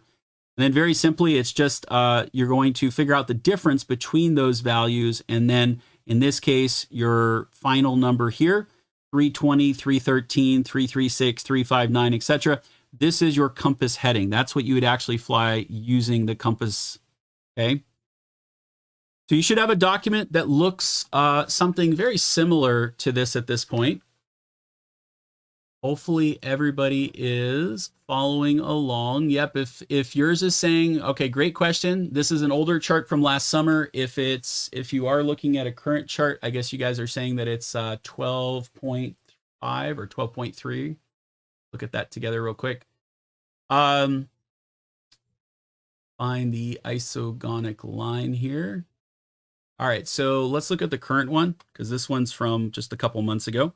So here's your isogonic line that's kind of cutting through. You can see that it's kind of extended, and all I got to do is figure out where the heck it is. So right here, it says 12 degrees, 30 minutes east. So what you can do is, it's really up to you. If you want to put 12.5, you can. Remember, very difficult to fly half a degree. I'd probably just round up or down for simplicity's sake, unless there's a reason to do, to have it another way. Okay. But I guess, yeah, it does change every single year, depending on how much it changes. All right, so now that we are, everybody hang in there, 20 more minutes, I promise. Now that we are looking a little bit better with something that is almost complete, but not quite, the last step that we do is we're going to basically, instead of using that wind side, instead of basically using the, I always call it the wind side, we're going to flip it over and use the flight computer side, and we need to calculate our estimated time en route, and then we also need to calculate our fuel burn, okay? So you always need to do estimated time en route before you do fuel. You can't do it vice versa. So like I said, everything should be done from left to right to the best of your ability. So the next step that we're going to look at here, go back to this, is you guys should flip over your E6Bs. And let me go ahead and bring the E6B up one more time. When we are calculating the estimated time en route, there's actually a couple different things that we look at. Number one, on this side of your flight computer, you're going to notice in the very lower portion, depending on how it's flipped around, you will usually see the actual equations and basically how to set up the information for both. In this case, this is basically your first one, where it says set miles per hour or knots over your triangle, and that's going to equal the distance on the outer ring and then the time on the inner ring. So there's two different rings that we talk about. The outer ring is just that, it's the outside ring, and then the inner ring is the one that's actually movable. It's the card that's movable, and that's step number one. Step number two is then we're going to calculate our fuel burn, and that's over here. We're going to do that in a minute, but I would highly recommend, so you get in the, kind of in the habit, do all of your calculations. So instead of trying to do it line by line and switching everything up, basically do all of your crosswind calculations, do all of your variation calculations, do all of your ETE, and then do all of your fuel. So that way you guys will get, multiple chances to practice the exact same thing rather than trying to go from left to right, instead of doing it line by line. Okay. So with this, this is your triangle. They all kind of look slightly different, but they're all set up the same. They should all give us the same answer. And what we need to do is we need to basically figure out what is our ground speed, right? And our ground speed in this is what we computed in the last step. And that's the reason why we have to basically do this, like I said, step by step.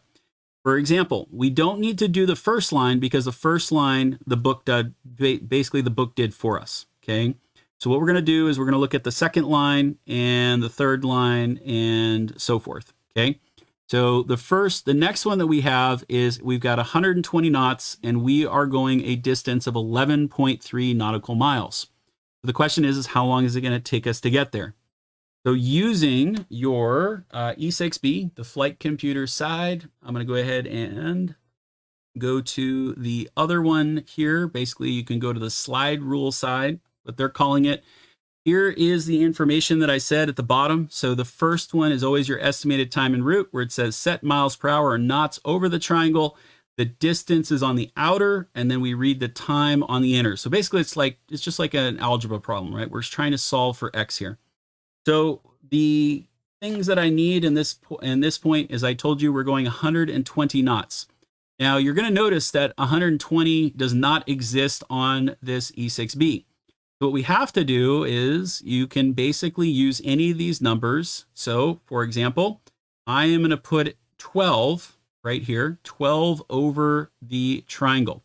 And the 12 could represent 1.2, could represent 1.2 knots. It could represent 12 knots, or it could represent 120 knots or 1200 knots. So very simply, this is a very adjustable device depending on how you want to move the decimal point. So 1.2 is going to equal 120 knots in our example. Okay, so that's basically step number 1. Now, the next step that it said was that we basically are going to go ahead and read the distance on the outer. So the outer portion is the portion that does not spin. So all the numbers that are fixed is considered the outer. Everything that spins is going to be considered the inner. So step number 1 is figure out what my ground speed is. And remember, don't do this off your true airspeed. Do it off of your ground speed. If you have a tailwind, you're going to be going much faster than your true airspeed. If you have a headwind, you're probably going to be going slower. So now that I have this set up, I have got my speed at the top, 120 or 12, and then it's right above my triangle. The next step is to go back to and figure out how far am I going. In this case, it's 11.3 nautical miles. The distance is on the outer one. So if you look here, you have 11 right at the top, and then I've got 11.1, 11.2, 11.3. So I read the distance on the outer, and then I look and try to match it up to the inner. And what you're going to see here is it is above 55. It's actually 56, 56.5. Okay. But it can't take 56.5 minutes to go 11 miles, right? So remember, this is where we have to kind of use some common sense. In this case, this 55 is representing 5.5 minutes. Okay. This is 5.6 minutes. Okay. So in this case, it's going to be roughly about a little over 5.6 minutes in order to travel 11.3 nautical miles, going with basically having a ground speed of 120. Okay, the next one that we'll do is the same thing, but we're going to adjust the ground speed. In this case, for the third line, our ground speed should read 110. I think actually this one's 100. We're going to do 100. So very simply, I'm going to figure out where 100 is, and my 10 could be 10 knots. In this case, it's 100 knots. Then I'm going to put that over my triangle. My distance is red on the outside, and then my time is red on the inside. So the distance for the third leg is 22.2 nautical miles. Okay, so I kind of have to move this thing over. Not going to spin it. And here in the far corner, here is 22. So I'm going to go, let's see, 22.2 is actually right about here. And what that's telling me is here's 13 minutes, 13 and a half minutes, 13.1, 13.2, 13.3-ish minutes.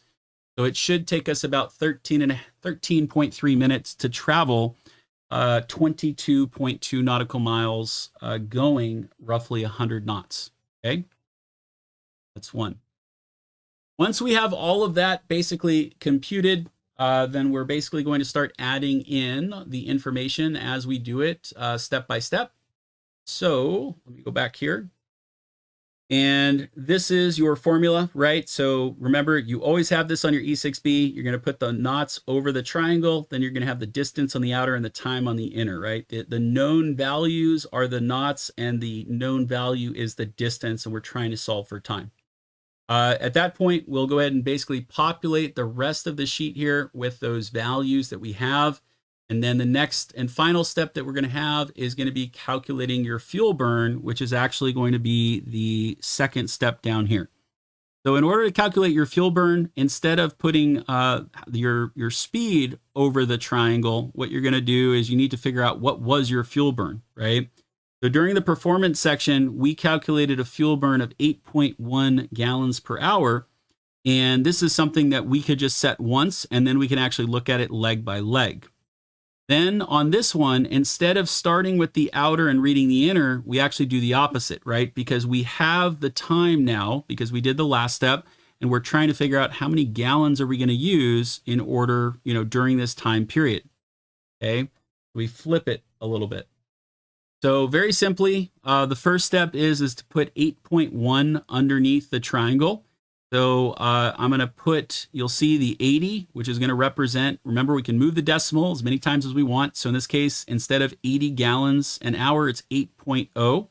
So I'm going to move that slightly to the right, and I've got my triangle under 81, which is representing 8.1 gallons. The next step is to look at each one of the times that we had earlier. So the very, very first time that I have, I'm going to go to the second line here.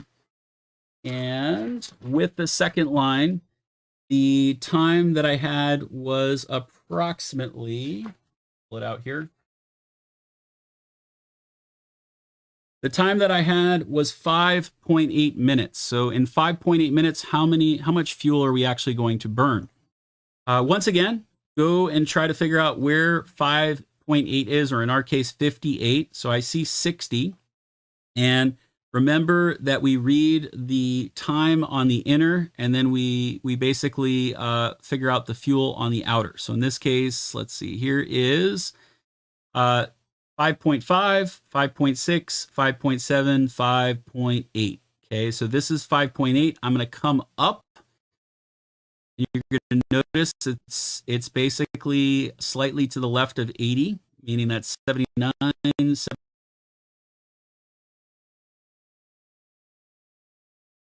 Okay. That if I'm flying for, right? In this case, it can't be 7.6, a little over 8 gallons an hour. So the only reasonable thing to expect is it's going to basically be roughly about 0.76 gallons.